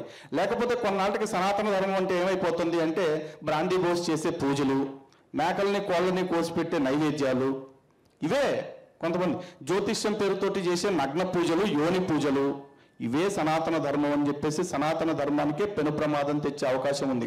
కొంతమంది అయితే 4 ఇలాచీలు జేబులో పెట్టుకుంటే 1,00,000 వస్తుంది, 4 చపాతీలు నల్లకొక్కకి అమావాస్య రోజున పెడితే అప్పులు తీరిపోతాయి, లేకపోతే బల్లితోక తీసుకెళ్లి జిల్లేడు చెట్టు కడితే శత్రుపిల్లలు పోతాయి అని చెప్పేసి చెప్తున్నారు కదా. ఇలాంటి అశాస్త్రీయమైన మాటలు చెప్పే ఛానల్స్ ఏవైతే ఉన్నాయో, అటువంటి ప్రతి ఛానల్ వల్ల కూడా రేపు ధర్మానికి ప్రమాదమే. కాబట్టి వాటన్నిటి పట్ల కూడా అప్రమత్తంగా ఉండండి. జాతీయవాద దృక్పథం ఉన్న ఛానల్స్లో వచ్చే విశేషాలని మాత్రమే పరిగణలోకి తీసుకోండి. సనాతన ధర్మంలో, మళ్ళీ చెప్తున్నా, సనాతన ధర్మంలో మూఢనమ్మకాలు లేవు. ఇది ఘంటాపదంగా ప్రతి ఒక్కళ్ళు చెప్పొచ్చు. సనాతన ధర్మంలో చెప్పిన ప్రతి ఆచారం వెనకాల కూడా సాంకేతికమైన, సామాజికమైన, మానసికమైన, భౌతికమైన ఈ కారణాలన్నీ కూడా మీకు ఎప్పుడూ ఉంటాయి.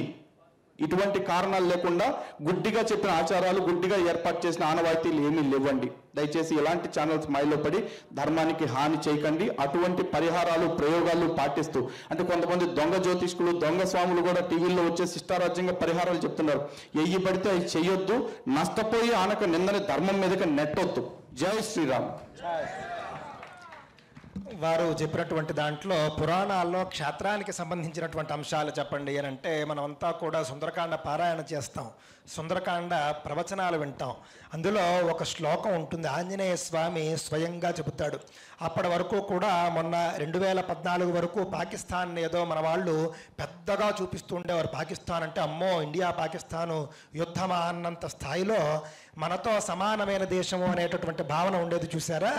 అదేవిధంగా సుందరకాండ జరిగేంత వరకు కూడా రావణాసురుడు అని అంటే ఆయన ఏదో పెద్ద రాక్షసుడు, మహాబలవంతుడు అనేటటువంటి ఒక భావన ఉండేది. అప్పుడు ఆంజనేయ స్వామి ఒక మాట చెబుతాడు, చాలా అద్భుతంగా ఉంటుంది. నరావణ సహస్రం మే యుద్ధే ప్రతిబలం భవేత్ ఒక్క రావణాసురుడు కాదు, 1000 రావణాసురులు వచ్చినా కూడా నా ముందు యుద్ధంలో నిలబలేరు.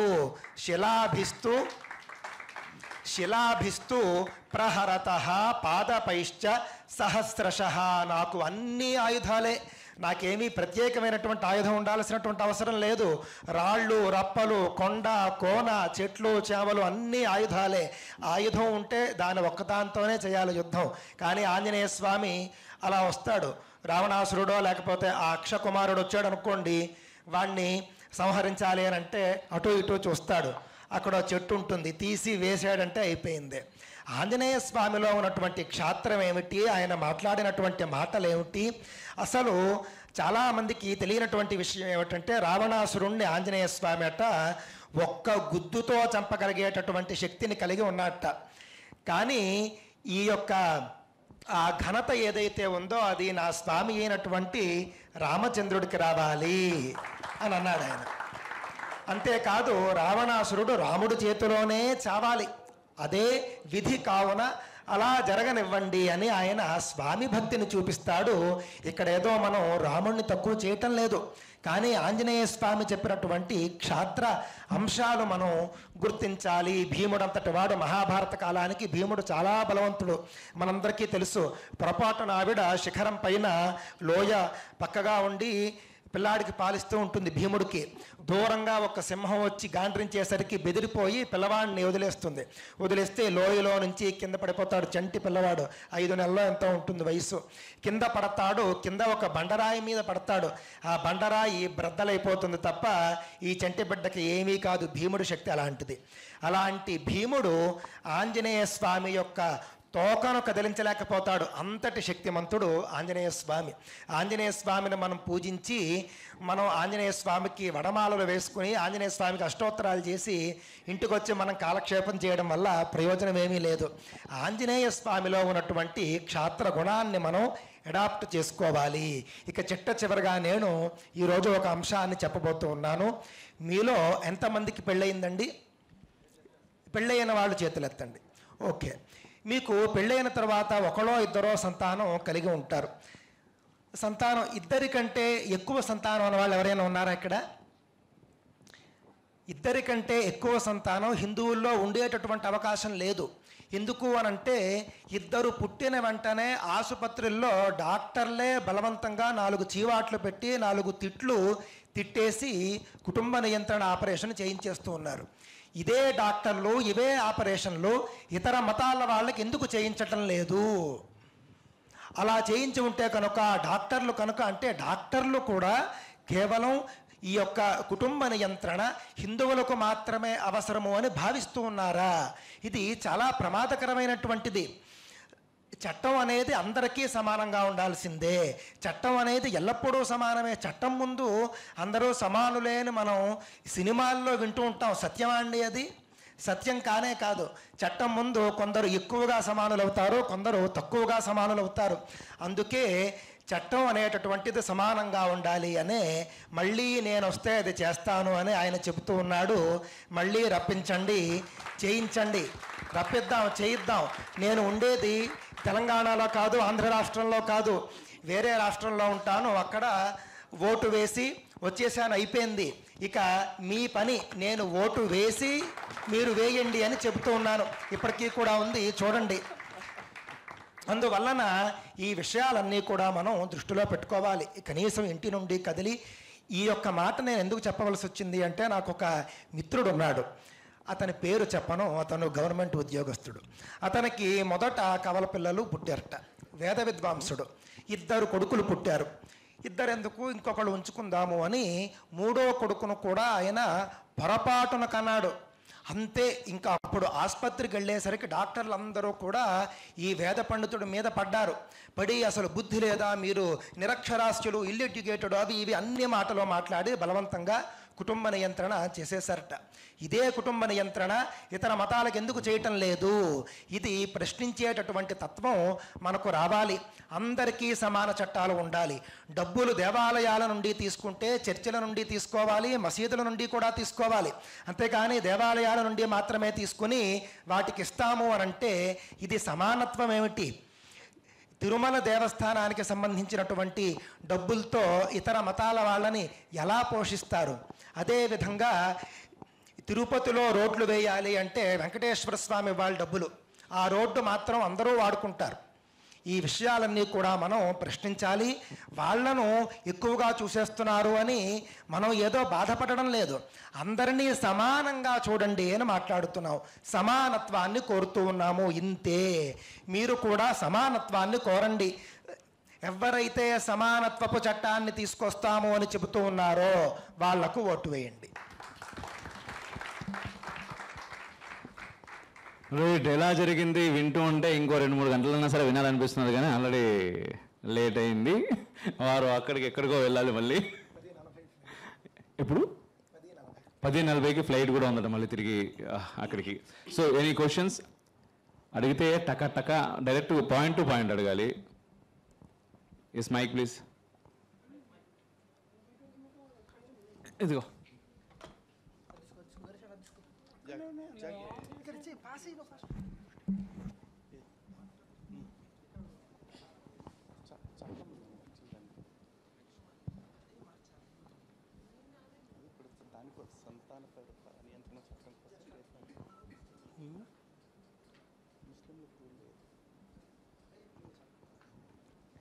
యాక్చువల్లీ టాపిక్ వచ్చేసి క్షాత్రం కాబట్టి నాకు ఒక పాయింట్ గుర్తొచ్చింది. ఏంటంటే భగత్ సింగ్ లాంటి వాళ్ళు ఇండియాలో మన పక్కన ఇంట్లో పుట్టాలనుకుంటారంట, పాకిస్తాన్ అయితే ప్రతి ఒక్కరు ఇంట్లో పుట్టాలనుకుంటారంట.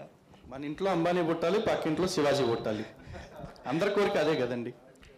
సో ఇంకొకటి ఏంటంటే, ఇప్పుడు మీరు కూడా అమోఘన్న ఇంటర్వ్యూలో చెప్పారు కదా, పురాణాల్లో కానీ ఎక్కడ కూడా బ్రాహ్మణుడిని రిచ్గా లేరు కూడా. ఎక్కడ విన్నా కూడా పేద బ్రాహ్మణుడే అని అంటారు. సో ఇప్పుడు ఒక బ్యాచ్ వచ్చేసి బ్రాహ్మిన్స్ని టార్గెట్ చేస్తూ ఉంటారు అన్నట్టు. సో ఒక శ్లోకం ఏదో మనుస్మృతిని తీసుకొని వస్తారు. మనుస్మృతి ఈ యుగానికి సంబంధించింది కాదు, సో పరాశర స్మృతి కదా. సో అలాంటి మనుస్మృతి ఇప్పటికీ ఇంకా మనం పాటించాలా? అందులో నుంచి ఉన్న శ్లోకాలకి మనం ఇంకా రెస్పాండ్ అవ్వాలా? ఎందుకు అంటే ఒక పరశురాముడు ఆయుధం పట్టుకుంటేనే లోకం తట్టుకోలేకపోయింది, కానీ ఇప్పుడు బ్రాహ్మణుడి చేతిలో ఆయుధం పెట్టలేం. సో నెక్స్ట్ ఏం చేయాలి అంటే, వాళ్ళని కాపాడుకోవడానికి మేము క్షత్రియులం అవ్వాలా, లేకపోతే బ్రాహ్మణుడే క్షత్రియుడిలాగా ఫైట్ చేయాలా? బ్రదర్ మీ పేరు? ప్రమోద్ గారు కూర్చోండి ఒక్క నిమిషం అండి.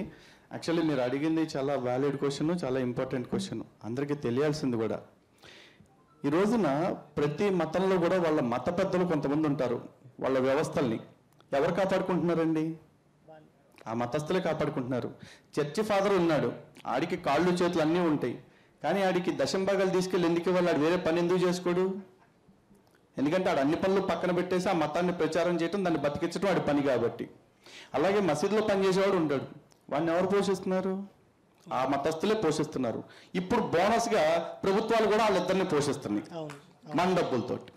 మరి మన ధర్మాన్ని కొన్ని వేల సంవత్సరాల నుంచి ఇక్కడ దాకా తీసుకొచ్చింది ఎవరు? అప్పుడిప్పుడు కూడా ఆర్ఎస్ఎస్ లేదు, విహెచ్పి లేదు, హిందూ జనశక్తి లేదు, శివశక్తి లేదు, రిఫ్లెక్షన్ లేదు, ఏదీ లేదు. అయినా సనాతన ధర్మం ఇక్కడ దాకా వచ్చింది అంటే కారణం ఏంటంటే, మనకంటూ ఒక ఆలయం ఉంది, ఆలయంలో ఒక అర్చకుడు ఉన్నాడు కాబట్టి ఆ అర్చక వ్యవస్థని మనమే కాపాడుకోవాలి. ఈ రోజున హిందువులకి ఆలని రీరైట్ చేయించాలండి. అమ్మ ఆవు అని చెప్పకూడదు, అర్చకుడు ఆలయం అని చెప్పేసి నేర్పించాలి. ఆ అంటే అలా తీసుకెళ్తేనే సనాతన ధర్మం మళ్ళీ బ్రతుకుద్ది. ఈ రోజు అందరినీ వదిలిపెట్టేసి ఒక్క బ్రాహ్మణ వర్గాన్ని మాత్రమే టార్గెట్ చేస్తున్నారు అంటే, ఆ ఒక్క వర్గం వీళ్ళ ఆగడాలకి ఎంత అడ్డుకట్టగా ఉందో మీరు చూడండి. ఈ రోజున మీరు జీన్స్ వేసుకొచ్చారు, నేను జీన్స్ వేసుకొచ్చాను, చక్కగా క్రాఫింగ్ చేయించుకుని వచ్చాను. ఆయన పంచగట్టు కట్టుకుని సిక్క పెట్టుకుని ఎందుకు? ఆయన కూడా స్టైల్గా చేసుకుని చక్కగా ల్యాప్టాప్ బ్యాగ్ వేసుకుని తిరుగుతూ చేసుకోవచ్చుగా. లేకపోతే ఈ జిహాదీ గ్యాంగుల్లాగా బైక్లు వేసుకుని అమ్మాయిలతో తిరగవచ్చుగా. ఆయనకేం అవసరం? పొద్దున్నే చన్నీళ్ళ స్నానం చేయటం, లేకపోతే సాత్విక ఆహారంతో ఉండటం, నియమబద్ధమైన జీవితం గడపటం, ఆయన సుఖపట్టం చేతకాకనా? మన ధర్మం కోసం వాళ్ళు సుఖాలను త్యాగం చేస్తున్నారు. అలాంటి వ్యవస్థని మనం కాపాడకపోతే ఎవరు కాపాడతారు? వాళ్ళని కాపాడటానికి మనం క్షత్రియులు కాదు, అవసరమైతే రాక్షసులు కూడా అవ్వాలి. ఒక్కోసారి తప్పదు, ఖచ్చితంగా ఇది జరగాల్సి ఉంటుందండి.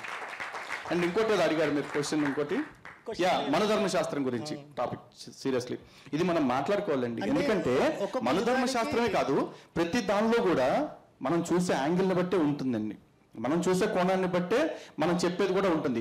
ఈ ఎర్ర కుక్కలు బులుగు కుక్కలు మనకి చెప్తున్న విధానాలను బట్టి మనకు ఇప్పుడు అన్ని తప్పుగా కనపడుతున్నాయి, కానీ మనం అనుకున్నంత కఠినంగా, మనం అనుకున్నంత ఘోరంగా, నీచంగా మన శాస్త్రాలు లేవండి. ఉదాహరణకి మహాభారతంలోనే ఒక మాట తీసుకున్నాం.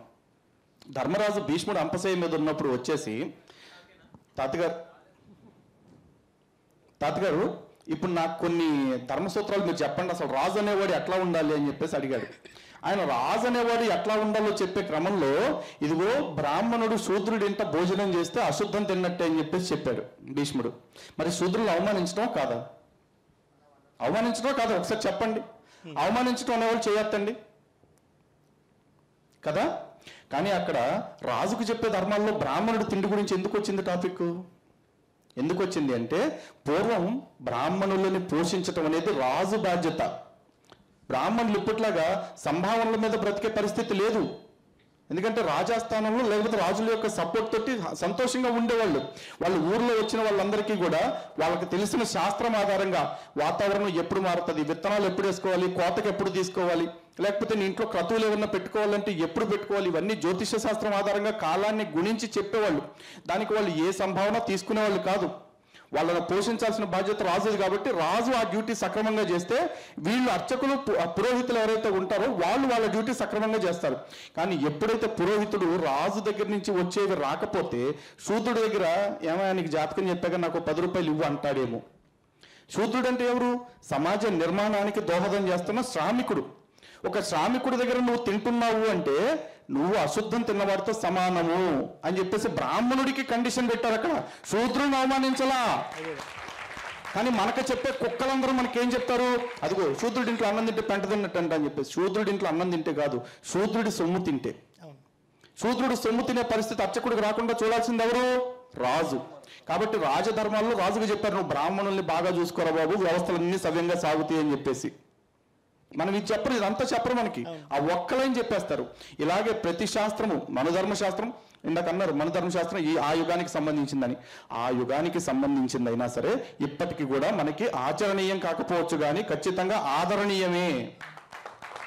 ఎందుకంటే ఆడెవడో పాత నిబంధనని పెట్టుకున్నాడు, అది సిరిగి సర్వనాశనం అయిపోయి సంకనాకపోయినా సరే ఇప్పటికీ కూడా పుస్తకంలో పెట్టుకుని ఏమన్నా తేడా వస్తే అదంతా పాతదండి అంటాడు. మరి పాతదైనప్పుడు నువ్వు ఎందుకు దాచుకున్నావు? నా ధర్మశాస్త్రాన్ని మాత్రం నువ్వు తగలబెడతావా? పాతదైనా సరే, పనికి రాకుండా పోయినా సరే నా మను ధర్మశాస్త్రం అది, నా పూర్వీకులు నా కోసం రాసిన రాజ్యాంగం అది. ఇప్పుడు నేను అనుసరించకపోయినా దాన్ని ఆదరిస్తాను, మర్యాదగా చూసుకుంటాను. ఇంకొకటి ఉంది. ఇప్పుడు నార్మల్గా మనము మనుస్మృతికి సంబంధించి నేను ఒక పద్యాన్ని మీకు చెప్తాను. అది విన్న తరువాత మనుస్మృతి ఈ కాలానికి అవసరమా కాదా అనేది చెప్పండి. గురువుల అనుగ్రహంతో హిందూ శతకం అని నేను ఒక శతకాన్ని రాయడం జరిగింది. ఆ శతకంలో నుండి ఒకే ఒక పద్యం, ఇంకెక్కువ చెప్పను. అదేమిటి అంటే కనుక, విద్య వైద్యమటులే చట్టంబు సైతమున్, విద్య వైద్యమటులే చట్టంబు సైతమున్, జనులకివ్వమనిరి ధనము లేక, జనులకివ్వమనిరి ధనము లేక, మనువు చెప్పినట్టి మాటలే మంత్రముల్, మనువు చెప్పినట్టి మాటలే మంత్రముల్, హిందూ ధర్మమునకు వందనమ్ము అని ఆ యొక్క పద్యం. దాని సారాంశం ఏమిటి అంటే, విద్య, వైద్యం, న్యాయం ఈ మూడు కూడా రాజు ప్రజలకు ఉచితంగా ఇవ్వాలి అని మనుస్మృతిలో ఉంది. ఆ వాక్యం ఈనాడు ఆచరణీయమా కాదా? అంతేకాదు, మీ అందరి చేతిలో కూడా స్మార్ట్ ఫోన్లు ఉంటాయి. ఒక్కసారి ఫిలిప్పీన్స్ నేషనల్ అసెంబ్లీ ముందు ఒక స్టాట్యూ ఉంటుంది. అదేమిటి అనేది చూడండి. అంటే మనం పార్లమెంట్ అంటాం, వాళ్ళు నేషనల్ అసెంబ్లీ అంటారు. వాళ్ళు నేషనల్ అసెంబ్లీ ముందు వాళ్ళు మనువు విగ్రహాన్ని పెట్టుకున్నారు. మనువు విగ్రహాన్ని పెట్టుకుని దాని కింద మానవాళికి న్యాయ సూత్రాలను అందించినటువంటి మొట్టమొదటి మహనీయుడు అని దాని మీద వ్రాసి ఉంటుంది. వాళ్ళు విగ్రహాలు పెట్టుకుంటారు, మనమేమో ఆయన రాసిన పుస్తకాలు తగలబెడుతూ ఉంటాం. ఇంకొక మాట అండి, యాక్చువల్లీ చాలా మంది మనుధర్మశాస్త్రం గురించి మాట్లాడేటప్పుడు నీతులు చెప్తా ఉంటారు మనకి. మనుధర్మశాస్త్రంలో అట్లా ఉంది, ఇట్లా ఉంది అని చెప్పేసి. ఇంతకీ నువ్వు ఎవడురా అంటే, మేమంతా మానవతావాదులు అండి, హ్యూమనిస్ట్స్ అని చెప్పేసి చెప్తారు. అసలు ఈ దరిద్రుడికి అర్థం కాదు ఏంటంటే మానవ శబ్దం ఎట్లా వచ్చింది? మన్యోద్భవం మానవ, మనవ నుంచి వచ్చిన వాళ్ళే కదా మానవులందరూ కూడా. ఆ పదాన్ని పక్కన పెడతాడు. ఎందుకు చెప్పలా? సంస్కృతం వద్దాడికి, కానీ సంస్కృత పదాలు ఆడి సంస్థ పేర్లు ఆడి పేర్లు కూడా ఉంటుంది. అట్లాగే ఉంటుంది ఇది కూడా అండి. ఇంకోటి, సినిమాల్లో పెద్ద డైలాగ్ చెప్తారు, ఎత్ర నాద్యంత పూజంతే రమంతే తత్ర దేవత అని. అది ఎవరు చెప్పారు? మన మనువు కాదా చెప్పింది? అండ్ స్త్రీ స్వాతంత్రం అర్హత అని పట్టుకుంటారు. స్వాతంత్రం లేదు అని చెప్పి స్త్రీలకు చెప్పాల. స్త్రీ ప్రతిసారి కూడా స్త్రీకి ఎవరో ఒక రక్షణ ఉంటే ఆవిడ సేఫ్ అంటారు. ఈ మాటలు ఇప్పుడున్న జనరేషన్ ఎవరికి నచ్చవు. కానీ ఏదన్నా చిన్న ఘటన జరగంగానే దిశ కేసు, అభయ కేసు, నిర్భయ కేసు అంటూ రకరకాల చట్టాలు కావాలి, కొత్త కొత్త చట్టాలు చేయాలని అడుగుతారు. ఆ చట్టాలతో పనే లేకుండా స్త్రీకి ఒక రక్షణ వ్యవస్థ ఉండాలని చెప్పిందే మనవు చేసిన నేరం, ద్రోహం ఏదన్నా ఉంది అంటే. అలాగే సమానత్వం గురించి మాట్లాడతారు. వీడు ఆ పనే చేయాలా, వాడు ఈ పనే చేయాలా అని. వద్దురా బాబు, మీరు అందరూ మానవతావాదులు కదా. ఈ కమ్యూనిస్ట్ పార్టీ వాళ్ళు కూడా మాట్లాడుతుంటారు కదా. మీ కమ్యూనిస్ట్ పార్టీలో పై స్థాయి నుంచి కింద స్థాయి దాకా అందరినీ కూడా పార్టీ జాతీయ ప్రధాన కార్యదర్శులు చేసేయండి, కింద కార్యకర్తలు ఎవరో లేకుండా. సరిపోద్దిగా? వ్యవస్థ సర్వనాశనం అయిపోవటానికి ఏమేమి సజెషన్స్ ఇవ్వాలో సజెషన్స్ అన్నీ కూడా ఎర్ర కుక్కల నుంచే వస్తాయండి. ఇంకొకటి, ఇప్పుడు నార్మల్గా మనము ఇంతకుముందు ఎవ్రీడే దేవుడు నామం చెప్పుకోవడం, గుడికి వెళ్ళడం చేసేవాళ్ళం. ఇప్పుడు 1 వీక్ ఒకసారి పెట్టుకుంటున్నాం, నెక్స్ట్ ఒక సంవత్సరంకి వస్తే దాని తర్వాత వెళ్ళడమే మానేస్తాం. ఇప్పుడు ఈ క్రమంలో ఏమవుతుందంటే చర్చిని గుడిలాగా కట్టేస్తున్నారు, ధ్వజస్తంభాలు పెట్టేసినారు, గీతలు పెట్టేసినారు, గాయత్రి మంత్రంని వాళ్ళకి నచ్చినట్టు పెట్టుకున్నారు. ఇక్కడ నుంచి మనం లెక్క పెడితే ఇప్పుడు కనుక మనం ఫైట్ చేయకపోతే ఒక 100 సంవత్సరాల తర్వాత ఆ గుడిలకి 100 సంవత్సరాల చరిత్ర ఉంటుంది. ఇక్కడ దాన్ని ఎట్లా ఫైట్ చేస్తారు? ఒక 100 సంవత్సరాల తర్వాత ఈ క్షేత్రం అనేది ఉంటుందా మన దగ్గర? మనం దేవాదాయ శాఖ గురించి మాట్లాడుకోవాలండి. యాక్చువల్లీ ఇందాక ఎవరో క్వశ్చన్ అడిగారు, ఆ బ్రదర్ ఉన్నారో లేదో వెళ్ళిపోయారు తెలియదు, మీరే అడిగారు కదా. దేవాదాయ శాఖ గురించి మాట్లాడుకోవాలండి. గుడి గురించి చూసుకుంటే కనుక ఆలయం ప్రతిరోజు ప్రతి క్షణం మనం వెళ్ళిన ప్రతిసారి మనకి ఏదో చెప్పాలని ట్రై చేస్తూనే ఉంటుంది. కానీ ఆలయం చెప్పేది కాదు కదా, కనీసం ఆలయంలో అర్చకుడు చెప్పేది కూడా మనం బుర్రకు తీసుకోము. మనం ఎంతవరకు ఏంటి, మన కంఫర్ట్లో మనం గుడికి వెళ్ళాలి. ఏమండి, మన కంఫర్ట్లో మనం గుడికి వెళ్ళాలి. ఆ కంఫర్ట్లో కూడా గుడికి వెళ్ళి ఎట్లా ఉండాలి అంటే, ఫస్ట్ గుడికి వెళ్తాం, వెళ్ళంగానే అర్చకుడిని ఏమంటే తొందరగా అష్టోత్తరం చేయండి. నీకు అష్టోత్తరం కావాలా, తొందరగా కావాలా? తొందరగా కావాలి అంటే నువ్వు భక్తి నీకు ఎక్కడ కనపడతల్లా. అర్చక స్వామి కూడా వెళ్ళంగానే సరే అర్జెంట్ అంటున్నారు కదా అని చెప్పేసి 108 చదవాల్సింది ఒక 28 చదివేసి అయిపోయింది వెళ్ళి అంటాడు. మనకు ఆయన 108 చదివాడో 28 చదివాడో తెలియదు. కానీ మనం బయటకు వచ్చి ఏమంటాం, ఈ మధ్య అర్చకులు అందరూ పూజలు సరిగ్గా చేయట్లేదండి అంటారు. అర్చకులు సవ్యంగానే చేస్తారు. మనం సవ్యంగా వెళ్తున్నామా, సవ్యంగా అడుగుతున్నామా, సవ్యంగా చేస్తున్నామా? మనం ఏది సవ్యంగా చెయ్యం. అండ్ మోరోవర్ ఈ దేవాదాయ శాఖ అనేది వచ్చిన తర్వాత ఎట్లా అయిపోయిందంటే, మనకి గుడికి వెళ్ళగానే నాకు మీరు అన్నారు చూసారా, గుళ్ళో కానుకలు హుండీలో వేయండి అనే బోర్డు కనపడుతుందని చెప్పేసి. అసలు కానుకలు హుండీలో వేయండి అనే బోర్డు పెడితే పెద్ద దౌర్భాగ్యం. ఎందుకంటే ఈ దేశంలో ప్రతి ఒక్కరికి మత స్వాతంత్రం ఉంది. ఆ మత స్వాతంత్రాన్ని అనుసరించి వాడి మతాన్ని వాడు స్వేచ్ఛగా పాటించవచ్చు, ప్రచారం చేసుకోవచ్చు, ప్రకటించుకోవచ్చు. కానీ మన పరిస్థితి ఏంటి? మన మత స్వేచ్ఛ చాలా ఖరీదైంది. ఎక్కడ మొదలవుతుంది ఆ ఖరీదంటే, బయట బండి పార్కింగ్ చేసే దగ్గర టికెట్తో మొదలవుతుంది. తర్వాత చెప్పుల స్టాండ్ టికెట్, లోపలికి వచ్చిన తర్వాత దర్శనం టికెట్. ఒట్టి దర్శనం చాలదంటే అర్చన కోరేటు, అభిషేకం కోరేటు, అష్టోత్తరానికి కోరేటు, సహస్రనామానికి కోరేటు. ఇవన్నీ కాకుండా మళ్ళీ బయటకు వచ్చిన తర్వాత, గుడి బయటకు వచ్చిన తర్వాత ప్రసాదం అనేది ఆనవాయితీ. గుళ్ళో ప్రసాదం మనకి ఎప్పుడు పెడతారు? 10 రూపాయలు పెట్టి పులిహోర లేకపోతే 5 రూపాయలు పెట్టి లడ్డూను కొనుక్కుంటే తప్ప మన ముఖానికి ప్రసాదం కూడా దొరకదు. ఇది మన దేశంలో మన బతుక్కున్న మత స్వేచ్ఛ. అంటే మనం కట్టాల్సిన ట్యాక్సులు, ఇన్కమ్ ట్యాక్సులు లేకపోతే ఇంకేదో జిఎస్టీలో ఏ ఉంటాయి, డైరెక్ట్ ట్యాక్సెస్, ఇండైరెక్ట్ ట్యాక్సెస్ అన్నీ కట్టేసిన తర్వాత మన జేబులో మిగిలిపోయిన డబ్బులతో మనం గుడికి వెళ్తే, లాక్కోవాల్సిన డబ్బులన్నీ దేవాదాయ శాఖడు లాక్కున్న తర్వాత మన చివరాఖరు రూపాయలు ఉంటాయి, అది 10 రూపాయలు 100 రూపాయలు, ఆ డబ్బు మనం ఎట్లా వాడాలో కూడా వాడే చెప్తాడు. కానుకలు హుండీలోనే వేయాలంటాడు. హుండీలో అయిపోతే నేను చెత్త కుండీలు వేసుకుంటుంది, నా డబ్బు నువ్వాడు అడగటానికి. కానుకలు ప్లేట్లో వేయరాదంటాడు. ప్లేట్లో కాదు, నేను తీసుకెళ్ళి ఏట్లో వేసుకుంటాను, నా డబ్బు నా ఇష్టం, నువ్వెవరు అడగటానికి. దీనికి దేవాదాయ శాఖను క్వశ్చన్ చేయడానికి ఎవరు ముందుకు రారు. మన పని ఏంటి? దేవాదాయ శాఖ కంట్రోల్లోకి వెళ్ళటం వల్ల జరిగింది ఏంటి చెప్తానండి. ఇన్ని రకాలుగా మన దగ్గర నుంచి దోపిడీ చేసిన డబ్బుల్లో నుంచి కన్సాలిడేటెడ్ ఫండ్కు పంపే ముందు 21% కామన్ గుడ్ ఫండ్, సర్వశ్రేయో నిధి అని చెప్పేసి ఈ డబ్బుల్ని ప్రభుత్వం తీసుకుంటుంది. ఈ సర్వశ్రేయో నిధి నుంచి ఏం చేస్తారు? జీర్ణమైపోయిన దేవాలయాలు లేకపోతే ఆర్థిక ఇబ్బందుల్లో ఉండి దూపదీప నైవేద్యాలు లేని దేవాలయాలకి ఆర్థిక సహాయం చేస్తామంటున్నారు. ఆర్థిక సాయం అంటే ఎంత చేస్తారో తెలుసండి? అట్లాంటి ఆలయాలకి 5,000 రూపాయలు ఒక ఆలయానికి. అందులో 2,000 రూపాయలు, అంటే మొన్నటిదాకా 3,000 ఇచ్చేవాళ్ళు, ఇప్పుడు 5,000 చేశారు. 5,000లో 2,000 రూపాయలు దేవాలయాల యొక్క పూజా సామాగ్రి కొనుక్కోవటానికి, మిగతా 3,000 రూపాయలు అర్చకుడి యొక్క గౌరవ వేతనము. ఇది గుర్తుపెట్టుకోండి బాగా, గౌరవ వేతనం. ఎందుకంటే ఈ రోజు మన జాతీయ సగటు ప్రకారం ఒక వ్యక్తి కంఫర్టబుల్గా బతకాలంటే 122 నుంచి 150 రూపాయలు కావాలి ఒక వ్యక్తి బతకటానికి. మరి అర్చకుడికి తన కుటుంబం మొత్తానికి వెళ్ళి రోజుకు 100 రూపాయలు ఇచ్చి గౌరవ వేతనం అంటున్నారు. ఏ రకమైన గౌరవ వేతనం అంటే రోజుకు 100 రూపాయలు? కానీ మనం ఎప్పుడన్నా మన అర్చకుడి సమస్య గురించి మనం మాట్లాడతామా? అర్చకుడు ఈ మధ్య కమర్షియల్ అయిపోయారండి, కానుకేస్తే తప్ప శటకోపం పెట్టట్లేదు. ఇదే మనం చేసే విమర్శ. కానీ శటకోపం పెట్టాలంటే కూడా కానుకేస్తే బాగుండు అనుకునేంత దయనీయ స్థితికి అర్చకుడు వచ్చాడు అంటే దానికి కారణం ఎవరండి? దేవాదాయ శాఖ కాదా?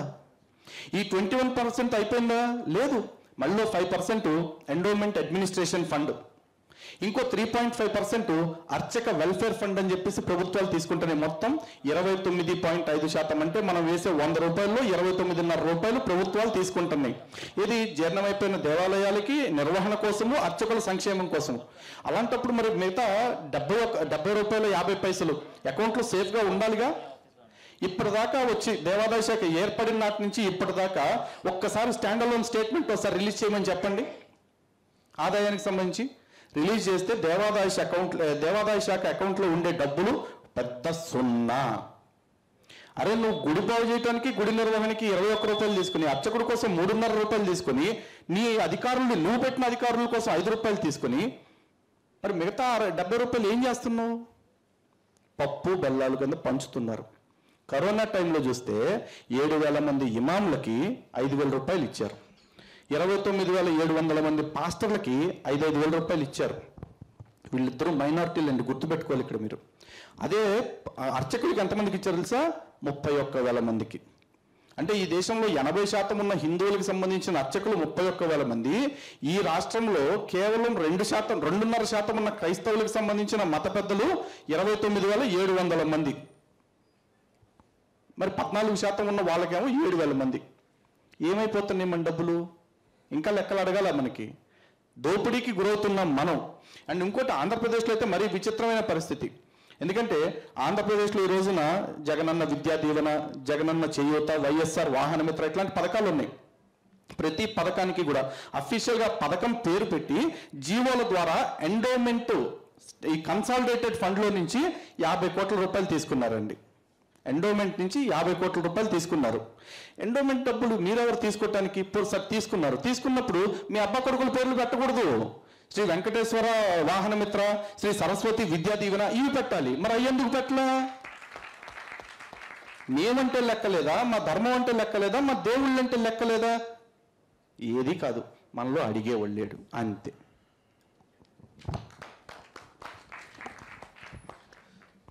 సో క్వశ్చన్ అండి, క్వశ్చన్ చిన్నప్పటి నుంచి మా అమ్మ ఒక స్టోరీ చెప్పేది అనమాట. అంటే పాయింట్ టు చిన్న స్టోరీ. మ్యాటర్ ఏంటంటే మన హిందువులందరిలోనూ ఒక అపోహ సృష్టిస్తున్నారు మన చుట్టుపక్కల వాళ్ళే. ఎప్పుడన్నా మనం మటన్ తిన్నా, చికెన్ తిన్నా దేవుడి పేరు తలుచుకుంటే ఎందుకు తలుచుకుంటున్నావు అనే అపోహ చాలా మందిలో పెంచుతున్నారు. అలాగా అంటే మటన్ తిన్నాం జై శ్రీరామ్ అంటే నువ్వు మటన్ తిన్నావు కదా జై శ్రీరామ్ అంటున్నావు. సో నాకు మా మదర్ దీని గురించి ఒక స్టోరీ చిన్నప్పుడు చెప్పింది. మా మదర్ చనిపోయింది, అది చిన్న 2-3 లైన్స్లో అయిపోద్ది. సో మీరు చెప్పిన తర్వాత నేను చెప్తాను. చెప్పండి మీ గురించి. సో అంటే మా మదర్ చెప్పిన స్టోరీ ఏంటంటే, చిన్నప్పుడు మాకు 2-3 చాలాసార్లు చెప్పినందుకు అది మైండ్లో ఉండిపోయింది. మా మదర్ 98లో చనిపోయింది.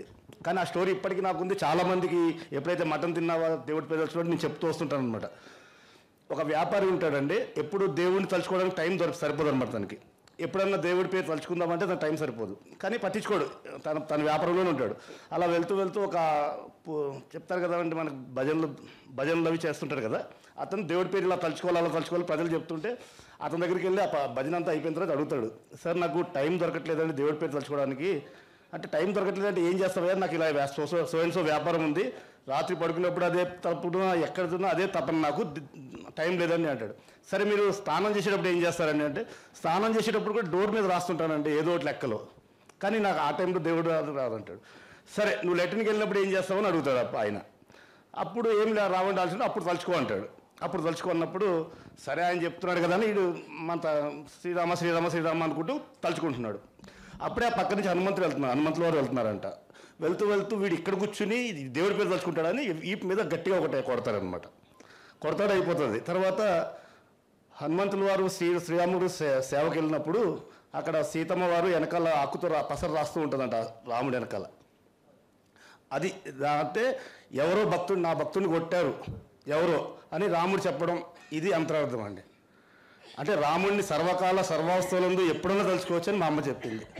రాముడినే కాదండి, ఇప్పుడు భగవంతుడి పేర్లన్నీ కూడా మనకు చూసుకుంటే అవన్నీ భగవంతుడి యొక్క లక్షణాలే కదా. ఆ లక్షణాలని ప్రతి క్షణం మనం గుర్తు చేసుకోవచ్చు. ఎందుకంటే గుర్తు చేసుకోవటం అంటే గుర్తు చేసుకుని ఏదో తపస్సులాగా అనుకుని ఆ కోరిక తీరాలి ఈ కోరిక తీరాలి అనుకోవటం కాదు. ఆ లక్షణాలన్నీ మనం అలవాటు చేసుకోవాలని చెప్పేసి చెప్పటమే.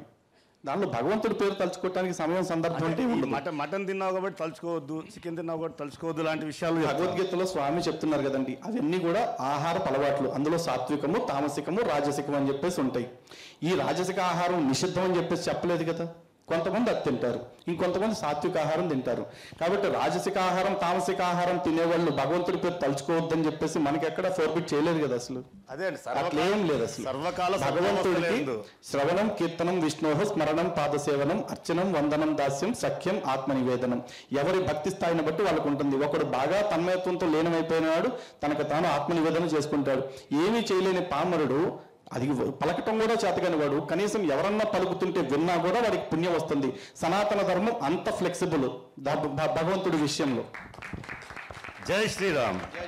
జై Shriram. And yes please, thank you so much. And